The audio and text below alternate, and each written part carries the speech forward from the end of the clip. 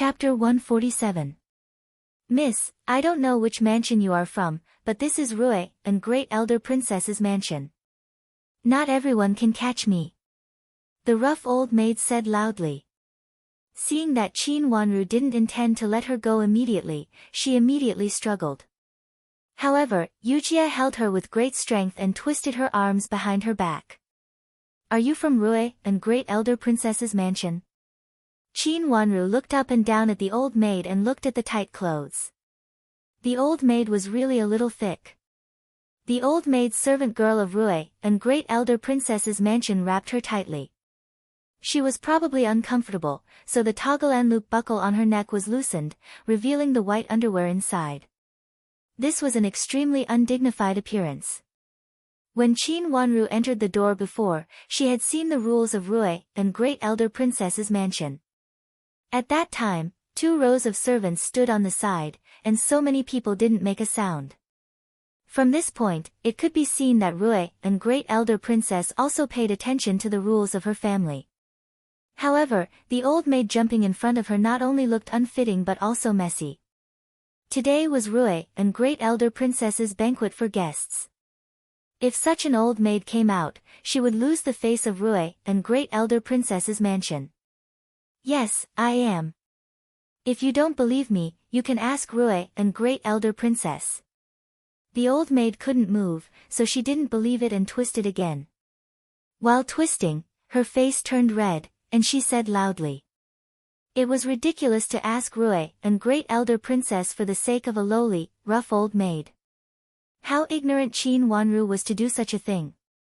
Or the old maid also knew that Qin Wanru would not bother Rui, and Great Elder Princess for such a small thing. Until now, she just thought that Qin Wanru was just a miss who passed by here and meddled in other people's business. If she said something fierce, this miss would not dare to do more. Moreover, she seemed to be such a young Mississippi. How old was she? How could she meddle in other people's business? Even if she was caught, the old maid didn't panic much. She just struggled vigorously and cursed several servant girls around her. Are you also from Rui, and Great Elder Princess's mansion? Qin Wanru ignored the old maid who was stomping and cursing. She turned around and saw the pale and weak young woman. In fact, when they came out just now, Hao had already told Qin Wanru the identity of this woman. As Qin Wanru guessed, this woman was the wet nurse who left Hao alone. I'm not. The wet nurse said timidly. Her face was so pale that she almost fainted. Tell me, which manor are you from? Qin Wanru looked at the wet nurse calmly, with the corners of her mouth slightly raised, and there seemed to be a trace of heart-palpitating sarcasm flashing in her eyes. The wet nurse of the evil master. His words completely shocked the wet nurse. She was so flustered that her legs turned to jelly. If it weren't for the 2 maids holding her back, she would have fallen to the ground. Since she saw Qin Wanru, the wet nurse had a bad feeling.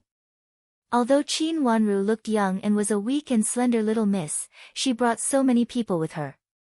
Moreover, as soon as she came out, she threw herself and the old maid to the ground without any hesitation. This kind of behavior could not be done by an ordinary miss from an aristocratic family. The wet nurse's eyes involuntarily fell on Qin Wanru's face. She wanted to see which miss was from and think about what she should say. Qin Wanru was very delicate. Her beautiful little face looked soft and charming with childishness. Her long wings fluttered twice, and 2 uneven shadows fell on her pink little face. However, this extremely beautiful scene made the wet nurse feel a kind of treacherous danger. Me. Miss. The wet nurse stammered. Tell me. Tell me everything, and maybe I can spare your life. Qin Wanru chuckled. Don't talk nonsense. The old maid on the side found that it was not good and jumped up hurriedly. Cover her mouth. Qin Wanru said coldly. Yujia responded, pulled off a dirty handkerchief hanging on the old maid's lapel, and covered her mouth. The old maid made a whining sound, but could no longer speak. What do you want to do? Do you want to sell the young master? How much do you want to sell him? Is he worth more than your own family members? Or your own family members can be sold at a better price? Qin Wanru said slowly with a gentle look. The sky full of sunglow seemed to fall in her eyes, but there was a trace of dim light shuttling in it, as if the hostility was flowing in it. I didn't. Miss, it's not me. It has nothing to do with me. I just accompany Master how to play, and then I left because of something. It's this old maid. She came over. She said that she wanted to take him away. She also said that someone was waiting on the wall of the backyard to take Master Hao out of the mansion. The wet nurse cried and argued while crying. I really don't know anything. She said that she just wanted to take Master Hao out to play for a while. Really, I don't know. I really don't know. Take him out. Qin Wanru thought for a moment and said lightly. It seemed that this trap was not made by one person, and she happened to be in it, but it was more like being pressed in by others. Originally, she was not in this plan. And these people should want to hurt Hao. Unexpectedly, someone was so vicious to deal with a child without a mother. Inexplicably thinking of herself in the last life, the hostility in her eyes became more and more intense. Sitting in the corridor, she almost made people feel the cold shadow around her. So, children who don't have a mother's love deserve to be schemed against. Even though she could see that Hao was not ordinary, he was still set up like this. Sister, what's wrong with you? Hao came out from behind the moon cave door, pulled Qin Wanru's hand, and shook it gently. He turned his head and looked at Qin Wanru with a pair of thin eyebrows and said uneasily. The child's heart was the most sensitive. Even if Qin Wanru didn't say a word, he also sensed the anger in Qin Wanru's heart. Let's go, Hao, go out with sister. Taking a deep breath, Qin Wanru suppressed the anger in her heart, took Hao's little hand, gently pinched it, and then slowly showed a smile. Hao, go out with sister. Hao raised his head and said with a smile. A pair of shallow dimples flashed, which was very cute. Qin Wanru took Hao's hand and walked out with a large group of people. Not long after, they walked to the main road of Rui and Great Elder Princess Mansion. Such a large group of people with a child, who was Master Hao whom everyone was looking for, and there were two people tied behind him, were very conspicuous. Someone had already run to report to Rui and Great Elder Princess. What Qin Wanru didn't expect was that she didn't meet Rui and Great Elder Princess's people, but met the first miss of Duke Yong's mansion, Di Fenglan. Hey, isn't this the second miss of Qin's mansion? Why did you make such a fuss in such a short time? Are you really going to take the child away? Di Fenglan and several misses stood under a tree and seemed to be talking about something. Hearing the movement on the main road, they turned their heads together and saw Qin Wanru coming with people. Di Fenglan was slightly stunned, curled her lips, and took 2 steps forward. Qin Wanru looked up at her with a bit of scrutiny in her eyes, and then smiled slowly. Miss Di, what a coincidence. Why do I meet you again as soon as I appear? What a coincidence. Who is destined to meet you? You really know how to make yourself look good. Since Countess Yong was not around, Di Fenglan behaved very arrogantly. She raised her face and glared at Qin Wanru in a way that was neither her nose nor her eyes. You are so bold that you actually arrested all the people of Rui and Great Elder Princess's mansion. Do you want to make trouble again? Is this the child everyone is looking for? He is just a child, but you are really angry with him and want to sell him. You are really cruel. Di Fenglan snorted coldly. She was a miss of an aristocratic family who grew up in the capital city, so she naturally looked down on Qin Wanru. Qin Yuru said that Qin Wanru was a bitch picked up from nowhere, and she really thought that she was a miss of an aristocratic family. Hey, who are you? Hearing Di Fenglan scolding Qin Wanru like this, Hao was unhappy. He raised his head and glared at Di Fenglan, lecturing her like a little adult. Which family are you from? You don't know the rules. Do you know how to teach people in your mansion? Don't you know how to behave? Di Fenglan was not prepared to be scolded by a child. Looking at the child trying to keep a straight face, as if pretending to be an adult, Di Fenglan immediately became angry. She seemed to see the figure of Qin Wanru on the child's face. Child, which family are you from? You are so unruly. Why don't you have an adult to teach you? Di Fenglan had never been pointed at her nose and scolded for being unruly. Even if she really did something unruly, everyone would not be too harsh on her for the sake of Di Jiaoyi. Even Yan Shufeng, who was not on good terms with her, would not be so direct. Which family are you from? Did your parents teach you to respect the old and love the young? Look at you now. No family will want you. You will be pitiful in the future, and no one will want you. Hao said rudely with his hands on his waist. He hated it most when others said that he didn't have an adult to teach him. This was the most taboo thing after he became sensible. You. Di Fenglan was so angry that her face turned red and white for a while. If there was no one here, she would almost beat him. The more he said, the angrier she was. What do you mean? I am talking about you. Look at how ugly you look. I know you are a bad person. Hao didn't let her off easily. He rolled his eyes at her and said. Although he was young, his words were very irritating and piercing. Di Fenglan had always boasted that she was beautiful and one of the few beauties in the capital city. She did not expect that one day she would be called ugly. She really couldn't suppress her anger. Today I will teach you an unruly child on behalf of your parents. Di Fenglan said and took a step forward. She was about to slap Hao backhand, but her hand was caught by Yujia quickly. Chapter 148. Your child needs to be taught a lesson. Di Fenglan said angrily as her hand was pinched by Yujia. She didn't notice that the young madams around her all took a step back and looked respectful. It turns out that the child of our mansion will be sent to Duke Yong's mansion to learn from Miss D. A cold snort came from behind. Di Fenglan was stunned for a moment. She also heard it clearly this time. She looked at Qin Wanru, who tightly pursed her lips and turned her head hurriedly. She saw Rui, a great elder princess surrounded by a large group of madams and young madams. She was so scared that she immediately withdrew her hand. She stammered, Rui, an great elder princess.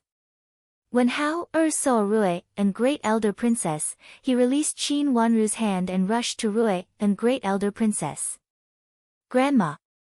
Seeing that her grandson was fine, Rui, a great elder princess relaxed her tense face and reached out to hold Hao in a hurry. Grandma, they are going to sell me. When Hao rushed into Rui, a great elder princess' arms, he immediately turned his head, pointed at the two tied people, and complained. Rui, a great elder princess held Hao in her arms, looked up at the two tied servants, and then turned to Qin Wanru's face. A smile slowly appeared on her face. Although others said so before, she didn't believe it at all. Miss of Duke Yong's mansion. Rui, a great elder princess's eyes finally fell on Di Fenglan. Great elder princess, this is my daughter. Countess Yong had to bite the bullet and come out. You raised a good daughter who knows the rules. You even want to help me teach Hao a lesson. Rui, a great elder princess nodded slightly with a cold smile. Di Fenglan couldn't bear the heavy words.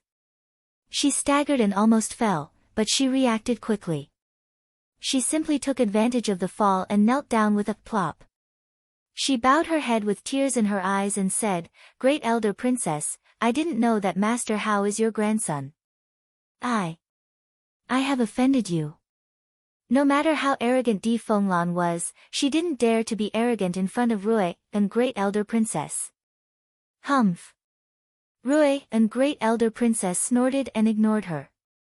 Her eyes fell on the tied old maid again. The old maid's ill-fitting clothes were from the princess's mansion. Go and find out where this old maid is from. Yes, this old servant will look into it immediately. Gao Momo nodded and reached out to call a few servant girls over to call the stewards of each department. There were too many people in the Fu, and Gao Momo herself couldn't recognize all of them. Grandma, it was my sister who saved me. They were talking nonsense. It was my sister who caught the two bad guys. Hao hugged Rui and Great Elder Princess's neck and rubbed it against her. Grandma, I know. Sister is a good girl. It's others who are bad. Rui and Great Elder Princess touched her grandson's head, and her heart became soft. However, a sharp glint flashed across his eyes. Bring the maid who picked up the note here. The cause of Qin Wanru's matter was a maid who picked up the note. Since the maid found the note, Rui and Great Elder Princess had been taking people with her. Princess, please send someone to the place where Prince Xian got out of the Fu to see if there is still someone there. Just now the wet nurse said that someone asked her to take Hao there. Qin Wanru took a few steps forward, bowed respectfully to Rui and Great Elder Princess, and said, I've been there before, but I didn't see anyone. Countess Yong, who had been ignored, hurriedly said to Rui and Great Elder Princess with a smile. That was before, and now is now. Rui and Great Elder Princess said coldly. She waved her hand to let a steward old maid take a few old maids to the wall of the Fu where Prince Xian got out. Chu Liuxin also followed Rui and Great Elder Princess. Hearing Qin Wanru's words, he blushed with shame and stared at Qin Wanru unkindly. He had lost face once just now, and when it was mentioned again, he felt that he lost face again. Chu Liuxin felt that Qin Wanru looked very hateful. Originally, he wanted to be friends with her, but now they couldn't even be friends. The maid was brought over and knelt in front of Rui and Great Elder Princess.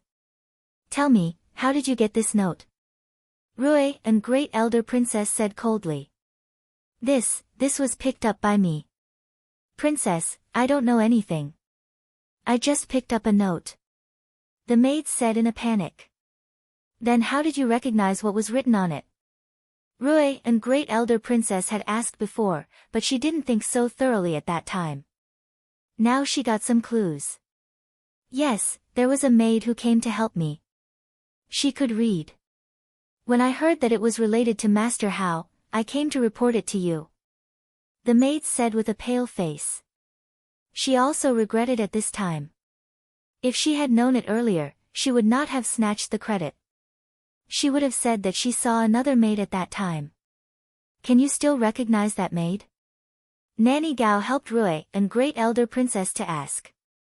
She looked at Qin Wanru and faintly felt that this matter had something to do with Qin Wanru. I was busy reporting to you at that time. I really didn't pay attention to who it was. I only remember that it was not someone from our mansion. The maid cried in panic and confusion. Since she couldn't recognize it, it seemed that the investigation about Qin Wanru had ended here. Qin Wanru, who was standing on one side, raised her head slightly and her eyes fell on Di Fenglan, who was still kneeling on the ground. Di Fenglan bowed her head and knelt there. Rui and Great Elder Princess didn't ask her to get up. She had been kneeling obediently, as if she was really repenting. But just after the maid of Rui and Great Elder Princess's mansion said this, her shoulders were obviously relaxed, and a trace of coldness flashed in her eyes. Great Elder Princess, can I ask a few questions? Qin Wanru said. Rui and Great Elder Princess nodded. Although she didn't ask about the situation of her grandson, she could see that Qin Wanru had saved her grandson, and she liked Qin Wanru more and more.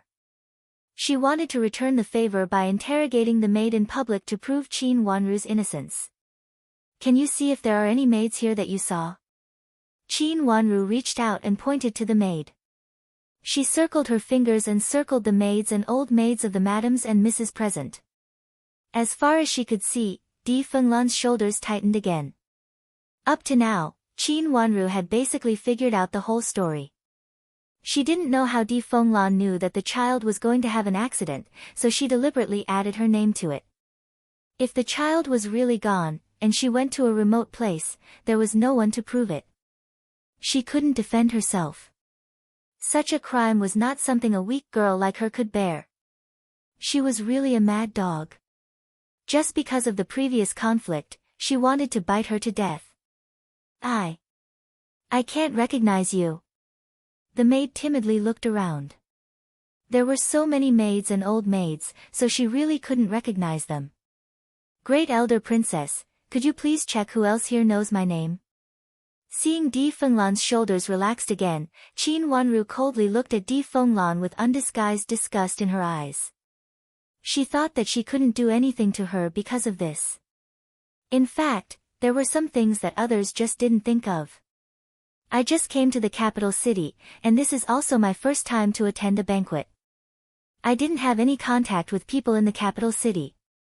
Why does someone know my name, write down my name, lead the matter to me, and want to kill me? Qin Wanru said lightly. Her words immediately reminded everyone present of what was going on. Not everyone could know Qin Wanru's name if they wanted to. Everyone looked at each other, and those who reacted quickly immediately looked at the people of Duke Yong's mansion. I heard from the people of Duke Yong's mansion that the first miss was called Qin Yuru. This miss may be called Qin Wanru. After all, they are sisters. By the way, Duke Yong's mansion and Qin's mansion are relatives. Others don't know, but they must know. It's true. That means this note is related to Duke Yong's mansion. Miss D had quarreled with this miss before, and now they quarreled again. Could it be? Some people were guessing, some were asking, and some were looking at Di Fenglan in surprise. There was no need for Rui and Great Elder Princess to ask again. With a few words, everyone immediately pushed all the questions to Duke Yong's mansion. Countess Yong was stunned, and her face immediately became ugly. She said hurriedly, "This has nothing to do with our mansion, and we are not the ones who said this just now." They were not the ones who said this just now. It was just a servant girl who followed them here. But how dare a servant talk nonsense without her master's hint? Everyone looked at Countess Yong suspiciously. "Princess, I've finished asking." Since she had achieved her goal, Qin Wanru smiled coldly and no longer asked anything. Then she retreated to Rui and Great Elder Princess's mansion. Her matter was just a small interlude, and the main event was the kidnapping of Great Elder Princess's grandson. Someone just used this matter to frame her. She only suspected Di Fenglan's involvement.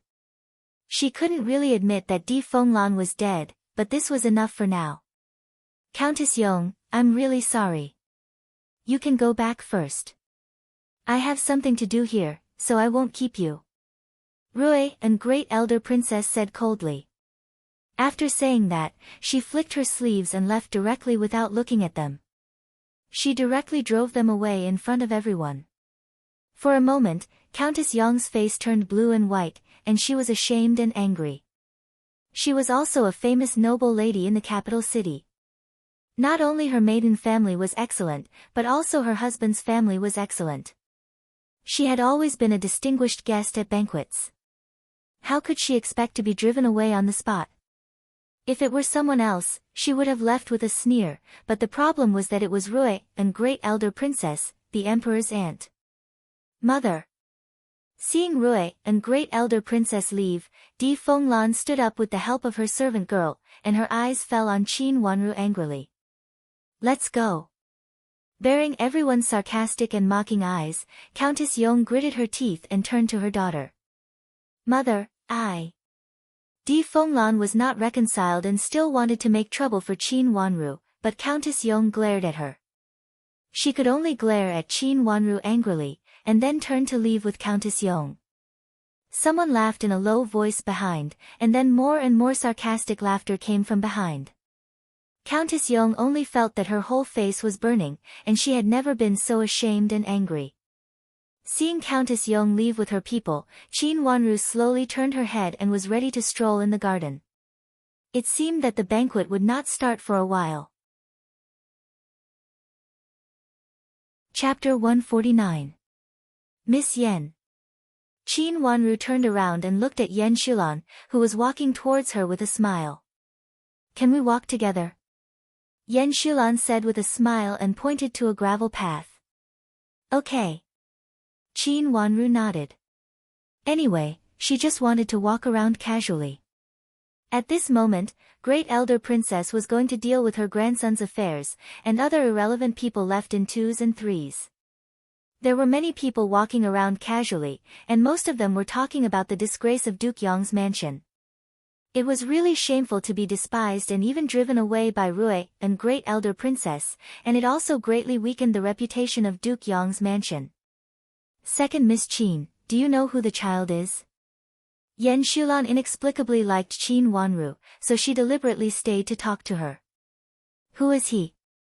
Qin Wanru was also quite curious. In her last life, she was ill-informed and didn't know much. She only vaguely heard some news from Qin Yuru and Madame D. As for what said just now, she didn't quite understand it. He was the grandson of Rui and Great Elder Princess, but why was he a fatherless child? Why was he framed? He is the son of Infanta Qinghua, the daughter of Rui and Great Elder Princess, and the only legitimate son of the former heir of Duke Xing. Yan Shulan sighed and said, he is a poor child. Why is he a poor child? Qin Wanru frowned and felt that there was something wrong.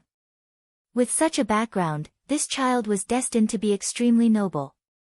How could he be pitiful? However, the former heir of Duke Xing seemed to remind Qin Wanru of something in her memory.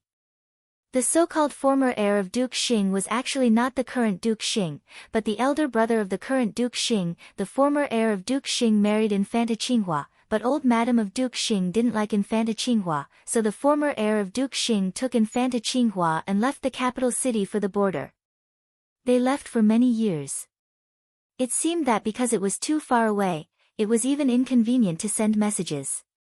Outsiders didn't know the specific details.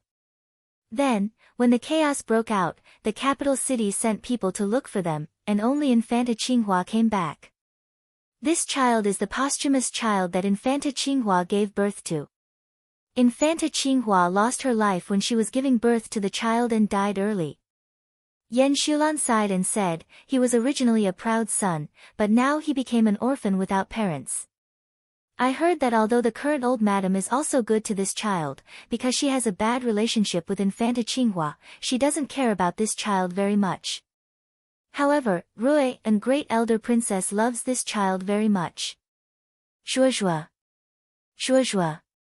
How, A picture suddenly flashed in Qin Wanru's mind. It was a very vague picture. A woman was holding her hand and seemed to be saying something to her, but she couldn't hear or see clearly. Her heart seemed to be hit by something heavily, and there was an indescribable spasm from her heart, which made her almost fall for a while.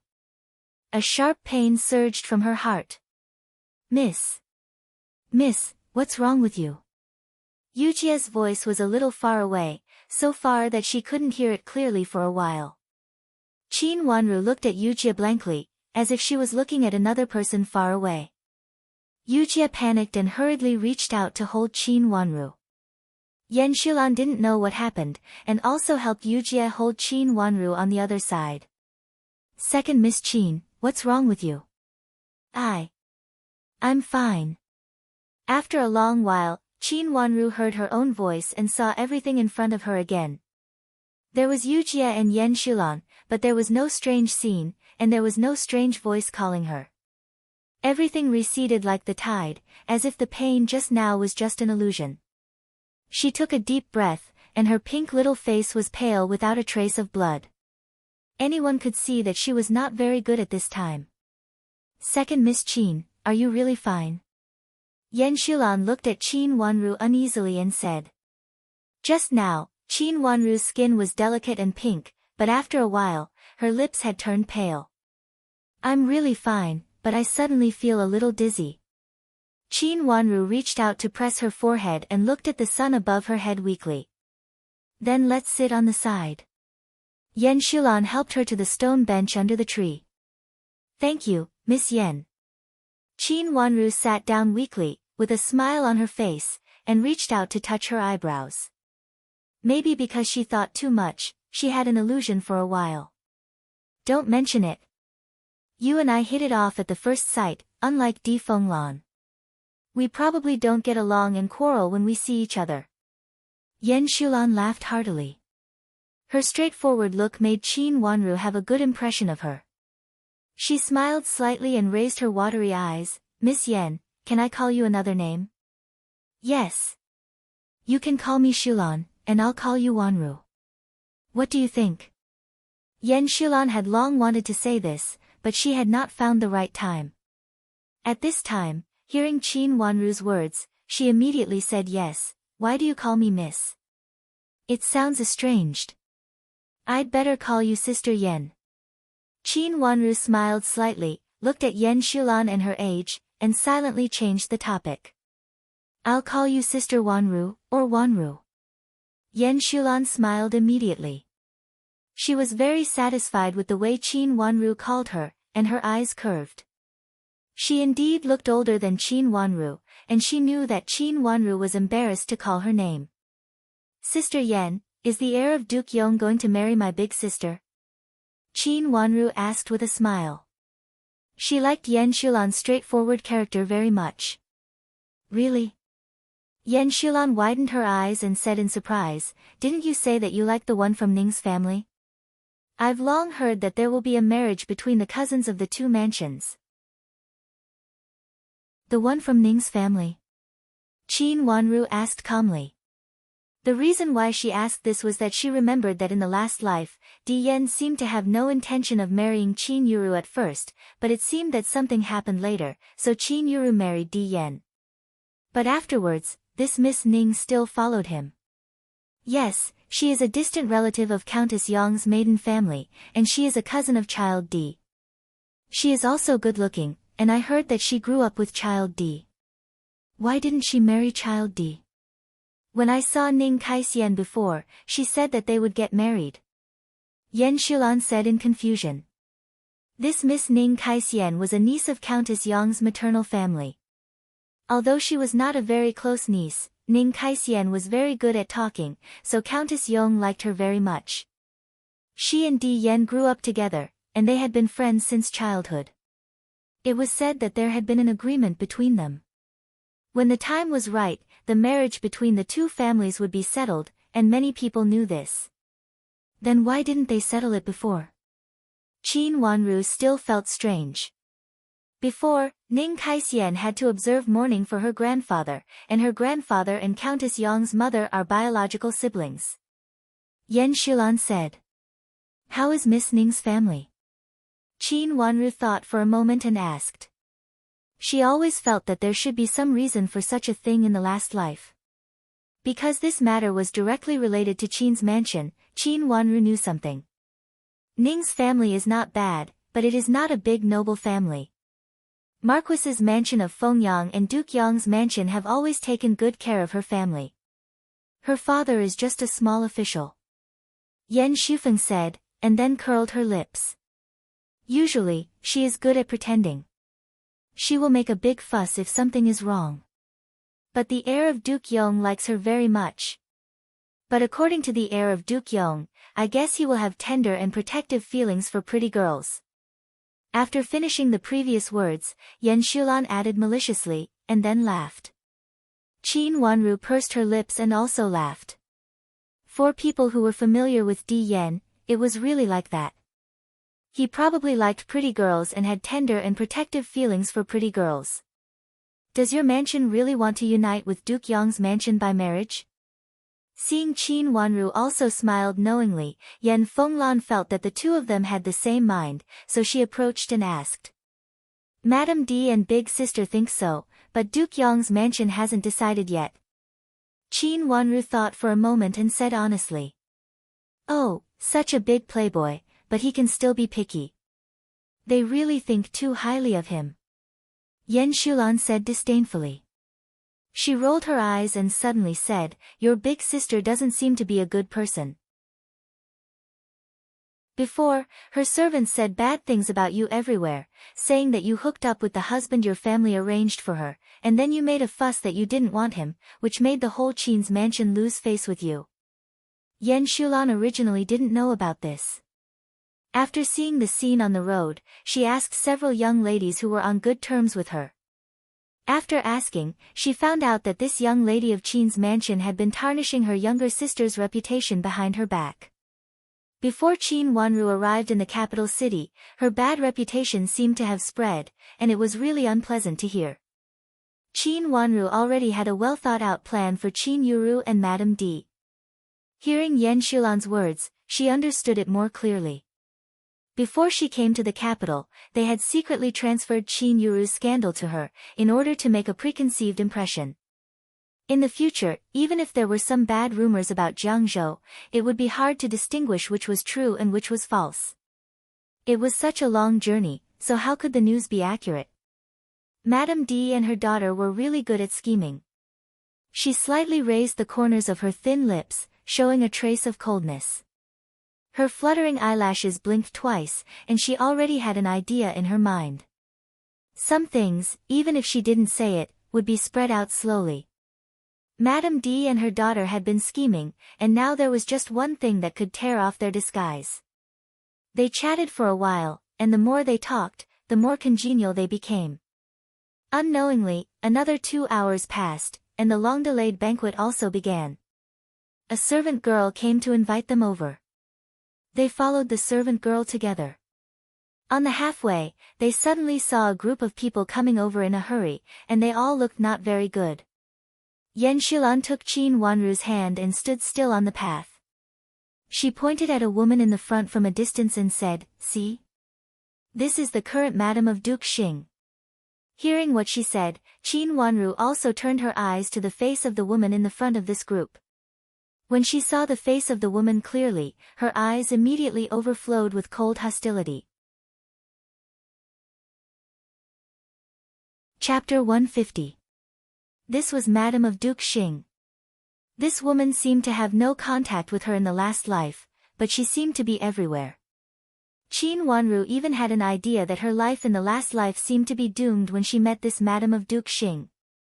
The feeling that her life was controlled by someone and pushed into the abyss step by step made her feel helpless and desperate, but she couldn't find out who the mastermind was. Unexpectedly, she met Madame of Duke Xing again here, much earlier than in the last life. In the last life, she didn't have the opportunity to attend Rui and Great Elder Princess's banquet, so she didn't see Madame of Duke Xing at the banquet. In the last life, some things that she couldn't see through suddenly became clear now. This woman was very dangerous. This was the conclusion given by the 2 lives. Madame of Duke Xing didn't look very good, but she didn't look angry or furious. Instead, she looked worried and even panicky. She was very good-looking. This worried look not only made her look calm as a madam of an aristocratic family, but also a little kind. Seeming to feel that someone was looking at them on the roadside, she raised her head and looked into Qin Wanru's eyes. Although she didn't recognize Qin Wanru, Yan Shulan knew her. Even though she was full of worries, she still bent her lips politely, then looked away and hurried away.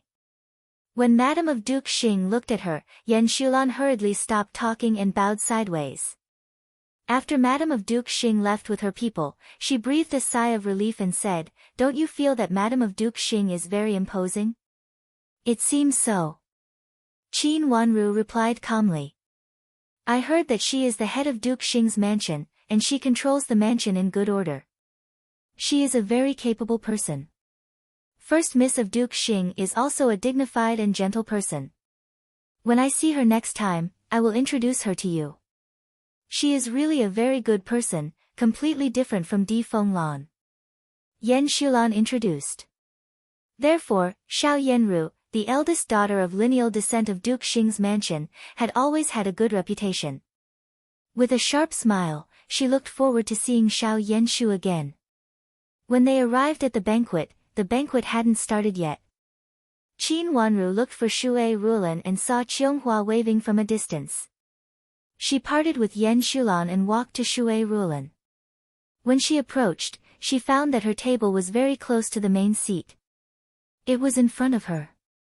After sitting down beside Shui Rulan, before she had time to speak to her, she saw the child who was originally sitting on the main seat, twisting his body, suddenly run down from his seat and ran towards her. "Sister." After calling out affectionately, he pounced on her. Qin Wanru hurriedly reached out to hold him and fell back. If Yujie hadn't reached out to hold her back, they would have fallen together. Young Master Hao, wait, be careful. A young woman rushed over anxiously. Qin Wanru looked over and found that it was not the wet nurse who plotted against Hao before. I want to sit with my sister. Hao climbed onto the chair next to Qin Wanru and shouted. He patted the woman's hand hard and tried to hold it. Just let him sit there. Rui and Great Elder Princess said with a smile on the main seat. The two children sitting together were both delicate and beautiful, which was a pleasing thing. Since Rui and Great Elder Princess said so, the young woman certainly didn't dare to say anything and stood behind Hao. Hao was very happy to see Qin Wanru. He pulled Qin Wanru and kept talking. The little child would be angry, and aggrieved. Seeing this, Qin Wanru couldn't help but laugh. How could such a little child have so many emotions? However, from his words, Qin Wanru also knew that Rui and Great Elder Princess was angry just now. It seemed that she reprimanded the people of Duke Xing's mansion and forced Hao to stay in the mansion. Thinking that Madam of Duke Xing went back in a hurry just now, she should have reported this matter to old Madam of the mansion. She left in a hurry and even ignored the etiquette. It seemed that she didn't want to leave Hao here at all. It seemed that Duke Xing's mansion really loved this child and didn't want him to be wronged outside. So even if she really lost the etiquette, others would only say that she was kind. A trace of malice flashed in her eyes. She really didn't believe that this Madam of Duke Xing would be so kind. She reached out to touch Hao's hand and asked softly, Hao, can you tell me your name? My name is Xiao Yuanhao. Xiao Yuanhao stuck out his small chest and said proudly. Qin Wanru frowned. She didn't have any memory of this child at all. Reasonably, when Qin Yuru had a relationship with Duke Xing's mansion, the servants in the mansion were also proud of it and talked about Duke Xing's mansion from time to time. However, she couldn't remember that there was such a child in Duke Xing's mansion.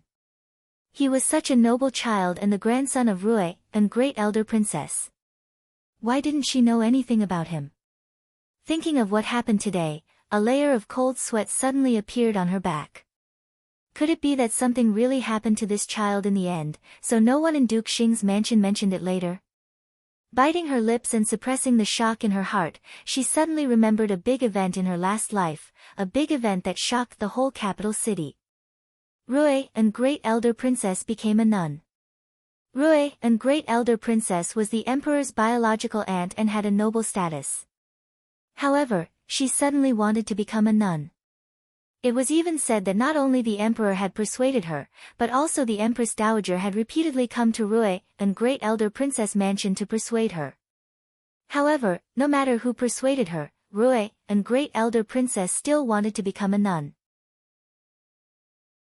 The Empress and the Empress Dowager really didn't agree. Later, they built a nunnery in the back garden of Rui and Great Elder Princess mansion and opened it to the public, so that Rui and Great Elder Princess could also cultivate in her own mansion. In her last life, she didn't understand why Rui and Great Elder Princess suddenly wanted to become a nun. With her noble status, why couldn't she think it through? Now thinking about it, if Xiao Yuanhao, the only child of Rui and Great Elder Princess, really had an accident, seeing how Rui and Great Elder Princess doted on this child, she was afraid that she really couldn't bear it. Judging from today's situation, someone must have plotted against Xiao Yuanhao. Xiao Yuanhao's identity was the real heir of Duke Xing's mansion. His identity was actually very similar to Chu Liuchen's. With his identity, if Rui and Great Elder Princess fought for the position of the next heir of Duke Xing's mansion for him, it would be very easy for her to succeed. Therefore, his existence hindered the current Duke Xing and Madam of Duke Xing. Almost in an instant, Qin Wanru had a clear idea. If there was anyone who didn't want to see this child, she really couldn't find anyone except Duke Xing and his wife. Because she felt that Duke Xing's mansion was very suspicious in her last life, Qin Wanru almost thought about everything without thinking. But she also found that there should be no clues directly related to Duke Xing's mansion just now. Otherwise, Madame of Duke Xing would not just be in a hurry and show concern, but not panic. Will you live in the princess mansion in the future? Qin Wanru asked with a smile. Yes, I will live here, in Grandma's place. Xiao Yuanhao blinked his big eyes and said while eating a fruit. His puffed mouth looked very cute when he opened and closed it. Will your grandma be reluctant to leave you? Qin Wanru wiped the corner of his mouth with a handkerchief and said. Grandma. The child rolled his eyes and seemed to hesitate. It could be seen that he was still a little reluctant to leave his grandma. This should also be an important reason why Xiao Yuanhao had been raised in Duke Xing's mansion for so many years. How is unwilling to follow Rui and Great Elder Princess? Qin Wanru rolled her watery eyes and asked cleverly. But how is also reluctant to leave grandma, aunt, big sister and brother? How lowered his head and looked a little sad. So in Xiao Yuanhao's heart, all the members of Duke Xing's mansion were good people, very good people. Otherwise, a child would not be so concerned about them. This family was really good at pretending. Qin Wanru sneered in her heart. Although she would not kill all of them, at least some of them were definitely not good. It was really dangerous for Xiao Yuanhao to stay in Duke Xing's mansion.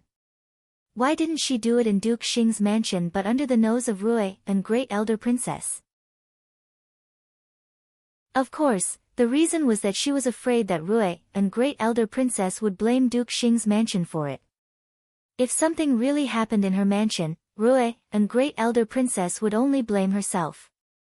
In her last life, it should also be a special opportunity that made Hao have an accident in Rui and Great Elder Princess mansion. So Rui and Great Elder Princess blamed herself and desperately asked her to become a nun. These people were really cruel. There are so many people in Hao's mansion. Qin Wanru exclaimed. Xiao Yuanhao nodded proudly. He raised his little face and smiled so widely that only his teeth could be seen. But grandma is alone.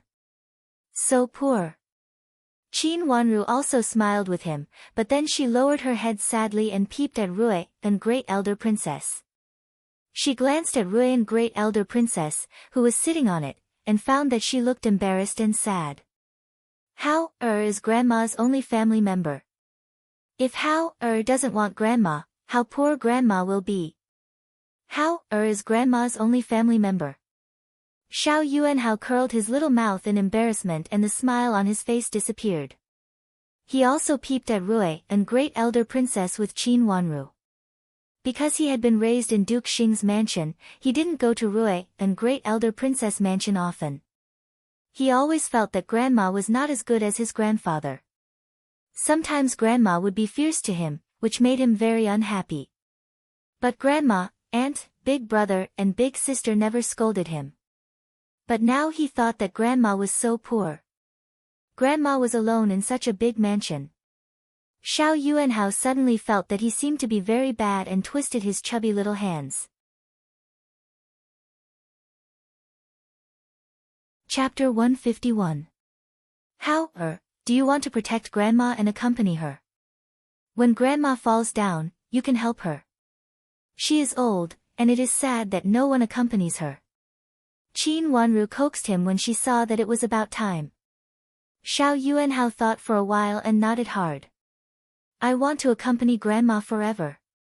Grandma has so many people to accompany her, but grandma has no one. It's so pitiful. Hao raised his watery eyes and looked at Rui and Great Elder Princess sitting in the main seat. He inexplicably felt that Rui and Great Elder Princess was more and more pitiful. He looked around and saw that people all stayed away from her and no one played with her. No, I have to accompany grandma. I can't let anyone bully grandma. Thinking of this, Xiao Yuanhao climbed down from the chair and ran to Rui and Great Elder Princess. Before he reached her, he shouted, Grandma, I want to stay with grandma from now on. I will stay with grandma all the time. I will never go back.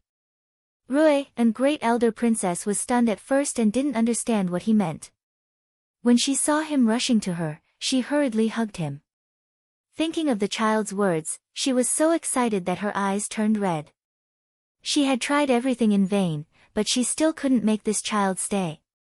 She could directly take this child from Duke Xing's mansion, but she didn't want this child to cry and make a fuss. She didn't know what people of Duke Xing's mansion had said to this child. Every time this child came, he was eager to go back to the mansion. It seemed that he didn't want to stay here for a moment. In fact, Rui and Great Elder Princess had been worried about Duke Xing's mansion. She always felt that her son-in-law's death outside might have something to do with the current Duke Xing, but she had no evidence. She really wanted to raise this only child by herself and didn't want to let him go back to Duke Xing's mansion. But the child didn't want to stay, and she couldn't force him. After all, this child's surname was Xiao in name. Now this child took the initiative to stay. How could Rui and Great Elder Princess not be excited? She said yes repeatedly and reached out to touch Xiao Yuanhao's hair. Looking up at Qin Wanru, the smile on her face became more and more gentle. Of course, she knew that her grandson would not come here and say that for no reason. She did not expect that this child was so compatible with Qin Wanru. Now she found Qin Wanru more and more pleasing to the eye. What a coincidence! After hugging Rui and Great Elder Princess, Xiao Yuanhao wriggled out of Rui and Great Elder Princess' arms, ran to Qin Wanru, and sat beside her to eat. The young woman behind her seemed to be from Rui and Great Elder Princess's mansion. Rui and Great Elder Princess must have sent someone to follow Xiao Yuanhao because of what happened today. Many people knew Xiao Yuanhao. When they saw Xiao Yuanhao sitting beside Qin Wanru intimately and Rui and Great Elder Princess looking at Qin Wanru kindly, they couldn't help but secretly inquire about who she was. After a while, they knew that Qin Wanru was the second daughter of General Qin, who had just entered the capital city in Jiangzhou. The woman sitting beside Qin Wanru was General Qin's secondary wife. As for his principal wife, she was Madame D of Duke Yong's mansion, which was well known to many people. Therefore, a series of incidents happened just now. It was said that Duke Yong's mansion was driven away by Rui and Great Elder Princess because someone framed Qin Wanru. It seemed that it was Duke Yong's mansion who did it. The affair between the principal wife and the secondary wife was the affair of Qin's mansion. If Duke Yong's mansion really did it, it was not only deplorable, but also outrageous. Some people said that first Miss Qin, who was born by Madame D, had secretly ruined her sister's reputation. However, second Miss Qin, who was so young, looked very childish when she sat with Xiao Yuanhao. She didn't look like a girl who was ready to marry at all. The rumor about snatching the bride and then breaking off the engagement was even more ridiculous. This kind of thing spread from mouth to mouth. Before the banquet was over, everyone had basically heard about it and basically understood the complicated situation of Qin's mansion. For a moment, there were all kinds of opinions. But most people thought that Qin Wanru was innocent. It should be Madame D who didn't like the second daughter of the secondary wife and deliberately made it up. However, with the kindness of Rui and Great Elder Princess, second Miss Qin was not without foundation. After the banquet, the guests began to go back. Seeing that it was getting late, Qin Wanru also stood up and wanted to say goodbye. However, her skirt was grabbed by Xiao Yuanhao. "Sister, are you leaving?" "What about Hao, Xiao Yuanhao said pitifully. He looked like a puppy who was about to be abandoned. His big watery eyes were blinking, and he was about to cry. "How, I will come to see you in a few days." Qin Wanru squatted down, smiled and wiped the tears from the corners of his eyes, and comforted him. She really liked this child. He looked overbearing and rude, but he was actually very fragile and lacked love. "Will you forget?" Xiao Yuanhao asked with eager eyes. "Of course not. If you forget," Qin Wanru said with a smile. "If you forget, how, let's go to Qin's mansion to find her." An unkind voice sounded beside her. Qin Wanru looked up and saw Chu Liuxin with a sneer on his face. He raised his head high and looked at her proudly, with a disdainful look. Qin Wanru didn't know what this Prince Xian was going to do. After slightly bowing sideways, she followed Xiao Yuanhao to Rui, and great elder princess, and said goodbye to her. Hearing that she was going back, Rui, and great elder princess didn't stop her, but she also asked her to come to play when she was free. Qin Wanru agreed softly. Hearing that she agreed in front of Rui, and great elder princess, Xiao Yuanhao was so happy that he danced with joy. He didn't hold Qin Wanru tightly anymore, but just told her not to forget to come to play with him. After Qin Wanru repeatedly agreed, he felt relieved. Qin Wanru and Shui Rulan then followed an old maid to the carriage yard where the carriage was parked. Chu Liuxin was in a worse mood. Qin Wanru had offended him before, but she still ignored him at this time. He felt that his self-restraint was really good, otherwise he was afraid that he would be furious now. However, although he was not furious now, he was also in a bad mood. Thinking that he would be punished when he returned to the palace, he couldn't feel good in any way. Seeing that Qin Wanru left, he couldn't find trouble with her even if he wanted to, so he went to the outer court with his trusted little eunuch. He came to the inner court to find Qin Wanru to punish her. However, although she was indifferent, she was at least polite, so he couldn't find fault with her for a while.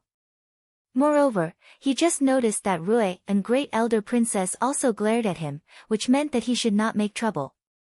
Chu Liuxin felt very depressed and didn't feel very good. He didn't know what to do. When he stepped on the steps of the attic, he was still lazy.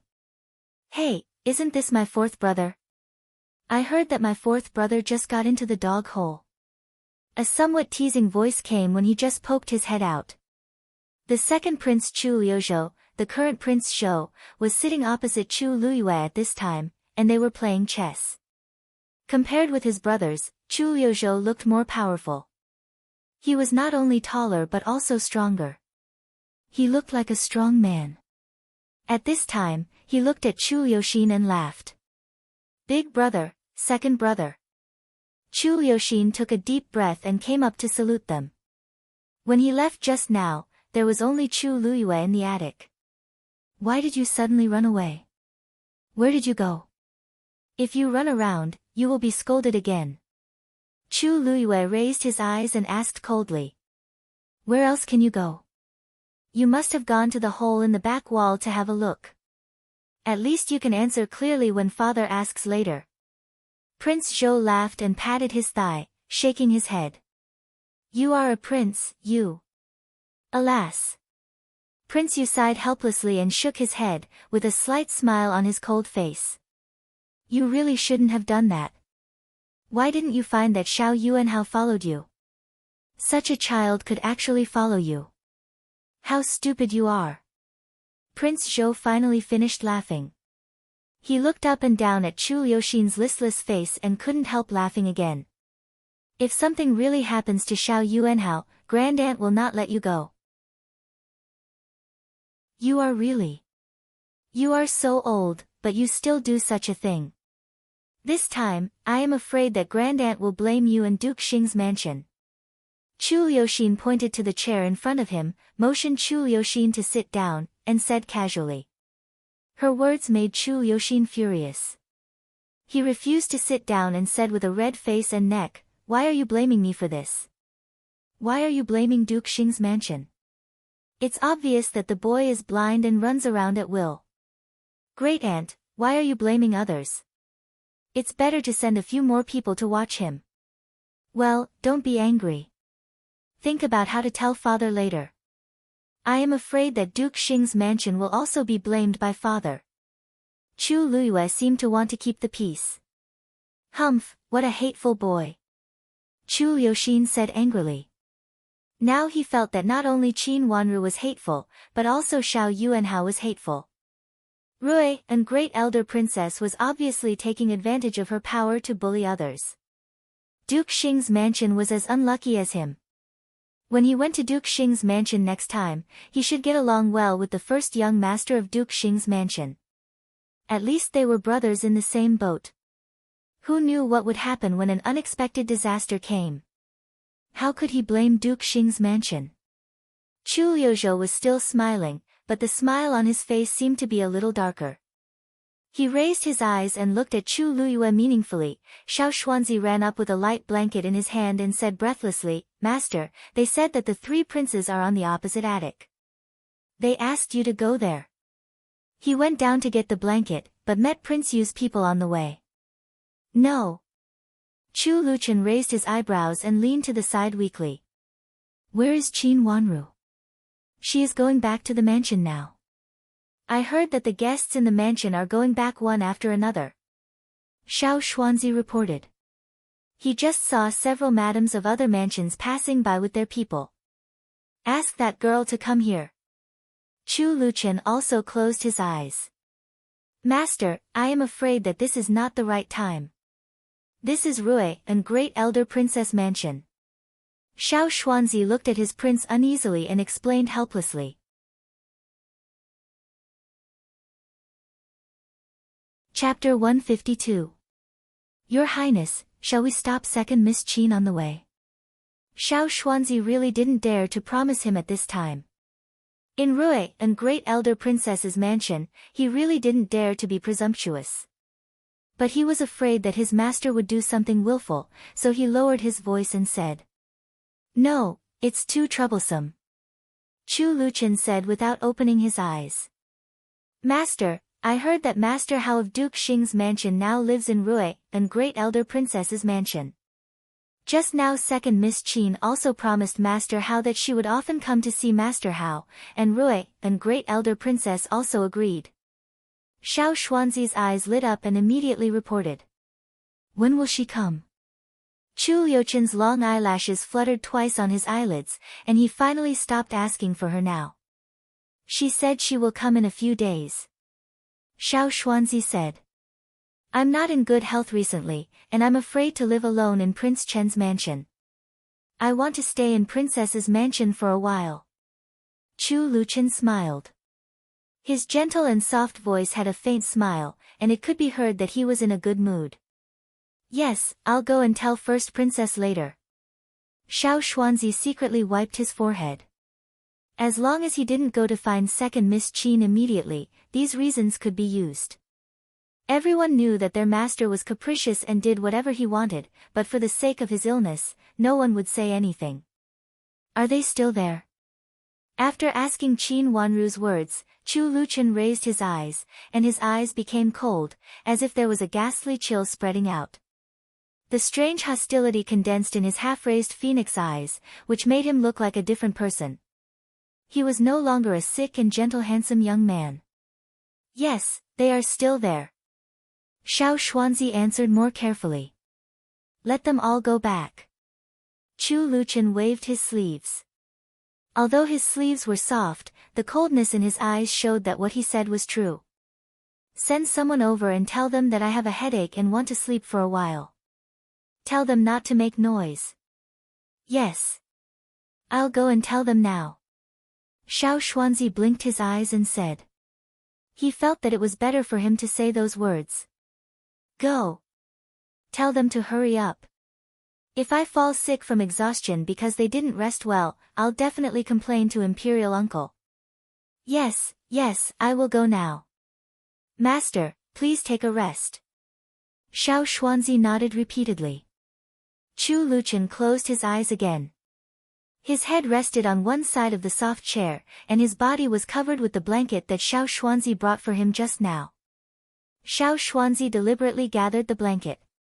After checking that everything was in place, he turned around and went downstairs to the opposite pavilion. The guards downstairs knew him. When they saw him coming, they looked at each other and reached out to stop him. "Our prince has something to tell the three princes." Xiao Xuanzi did not force his way in. After standing still, he smiled and cupped his hands to the two guards. The two guards did not dare to neglect him. After making an obeisance to him, one of the guards went up the stairs and soon invited Xiao Xuanzi up. When Xiao Xuanzi went upstairs, he found that the atmosphere upstairs was not bad. The three princes were talking and laughing. When they saw him coming in, several pairs of eyes fell on him. Xiao Xuanzi coughed in a low voice. After bowing to the three princes, he raised his head and said, "Princes, our master is resting in the opposite building. He said that he wants to have a good rest now and asked you not to disturb him. Otherwise, he can only find a place to sleep in the imperial study of His Majesty." The meaning of these words was not particularly implicit. After the three princes understood it, they immediately became angry. Prince Zhou picked up the teacup at hand and smashed it hard on the ground. He sneered and said, "I really won't leave today. Let's see how he will drive me away and how he will make a fuss to Imperial Father. A sick man dares to put on airs. He doesn't know who he is."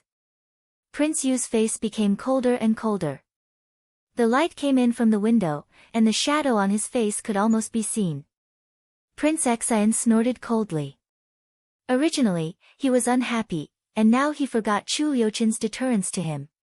He said angrily, "Third brother is becoming more and more overbearing now. Is this his mansion? He can sleep here if he wants to, but he even wants to drive other guests away. My lords, your servant has conveyed the message. As for what to do, it's up to you to decide." Xiao Xuanzi smiled awkwardly. After that, without waiting for their response, he turned around and went downstairs. It was impossible to catch him. "Guards, take this dog servant." Prince Zhou was furious. He was the legitimate son of the Empress, and his status was extremely noble. He had never been ridiculed by a servant like this. "Second brother, do you want to make Imperial Father angry?" Prince Yu raised his head and signaled. "Second brother, don't be angry. Let's go," Prince Xian said resentfully. Then there was another sound of tables and chairs turning over. Xiao Xuanzi had already walked downstairs. He rolled his eyes and walked upstairs to his master's room indifferently. These three Wang Ye were really too much, always looking for trouble for themselves. They clearly knew that their master was resting in the attic across from them, but they pretended that they didn't know and just happened to meet him. Now that they were angered by their master, they made such a big commotion. No matter how angry they were still the ones who were angry. Why did they have to do this? Every time they made trouble, they were the ones who suffered losses in the end.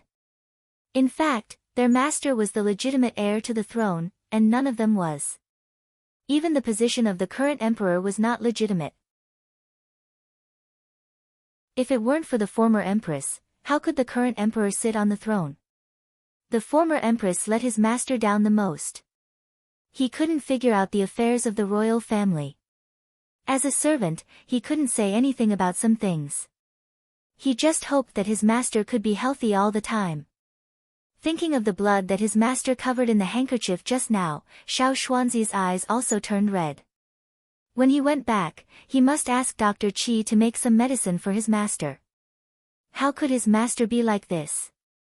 Qin Wanru didn't know that those princes were angry because of Chu Luchen, and it was another farce. She had returned to Qin's mansion with Shui Rulan, but she didn't expect that the Qin's mansion was so extravagant that it was also a mess. As soon as she entered Madame Dowager's Xining pavilion, she saw the servant girls and old maids standing on both sides trembling with fear. They didn't even dare to make a high voice. Looking at the movement in the courtyard, Qin Wanru had an idea. She followed Shui Rulan and walked in slowly. As soon as they entered the room, Madame Dowager, who was sitting on the high seat, looked very unhappy. Madame D and Qin Huayong were sitting on both sides, and Qin Yuru was sitting beside Madame D. She was covering the handkerchief and crying sadly. Hearing a servant girl reporting that Shui Rulan and Qin Wanru came in, Qin Yuru raised a pair of crying red eyes and looked very sad. "Qin Wanru, do I want your elder sister to die so much? Even though I'm not your biological mother, I've raised you up. How could you be so heartless and unscrupulous as to dig up the things that happened in Jiangzhou and make your elder sister unable to live?" Madame D slammed the table fiercely the moment she saw Qin Wanru, and her eyes were fierce. "Mother!" Qin Yuru couldn't help cursing at her words. She rushed to the table on one side and directly lay on it, crying. Shui Rulan's face turned cold. Sister, what do you mean? I went to Rui and Great Elder Princess's mansion with Wanru. How could it be that I want to kill Yuru? Why not? Shui Rulin, stay out of this. This is Qin Wanru's business. Don't say anything if you don't know the truth. Madame D said coldly. What do you mean by don't know the truth? What is the truth you are talking about, sister? Shui Rulin said angrily. She knew that Madame D said this deliberately, meaning that she had no reason to get involved in this matter. But how could she really stand by and let Madame D and her daughter bully Qin Wanru again and again? Before she married Qin Huayong, she had made up her mind to protect Qin Wanru. Have you ever thought that the child you raised with your own hands would bite back at you? Have you ever thought that you raised such a little child up, but she will be unfilial to you? Madame D sneered and said, if you don't have such experience, don't talk nonsense. She was mocking Shui Rulin for meddling in this matter without knowing anything. Of course, she also said that Qin Wanru was ungrateful. Sister, you really put a big hat on such a big child, but you put a sign of being ungrateful. What about Yuru? I don't know what happened to Wanru when she was a child, but now Wanru is my daughter. I can't let her be bullied for nothing. Sister, please tell me clearly, what happened today? Why is it okay for people from Duke Yong's mansion to bully Wanru with Yuru, but Wanru can't refute them? Looking at Qin Huayong, who had been silent with a gloomy face, Shui Rulin's eyes became cold. She was not stupid. Looking at Qin Huayong's expression, she knew that he believed what Madame D and her daughter said and would stand on their side. But she didn't know anything, so she didn't know how to deal with it. She could only ask about the situation first. Of course, when she asked about it, she also brought out what happened in Rui and Great Princess Mansion. She guessed that it was the cause and effect of what happened there. Shui Rulin, what nonsense are you talking about? Qin Wanru is sharp-tongued. Do you want to blame Yuru for what she did? When you went to Rui and Great Elder Princess Mansion today, you didn't take Yuru with you. But when Yuru went with Duke Yong's mansion, what did she do to you? You can't see her happy. She is my biological and only child. Speaking of this, Madame D also felt wronged. It seemed that her eyes were a little red. She wiped the corners of her eyes with a handkerchief and said, if something really happens to her, how can I live? Qin Wanru sneered in her heart. Standing beside Shui Rulin, she clearly saw Madame D's action. Madame D pretended to be wronged while glancing at Qin Huayong. Therefore, Madame D's only child was naturally Qin Huayong's only child now. Wasn't it the most precious? She clearly knew that Qin Huayong's position in Qin Huayong's heart was completely incomparable to hers. And Madame D repeatedly reminded Qin Huayong of this so that Qin Huayong would suppress her biological child. Chapter 153. Seeing that Qin Huayong's eyes became more and more gloomy, Qin Wanru smiled, reached out to help Shui Rulin, and said in a low voice, Mother, don't be angry. You can't bear it. You just came a long way and you must be tired. Sit down and have a rest. Look, you are sweating.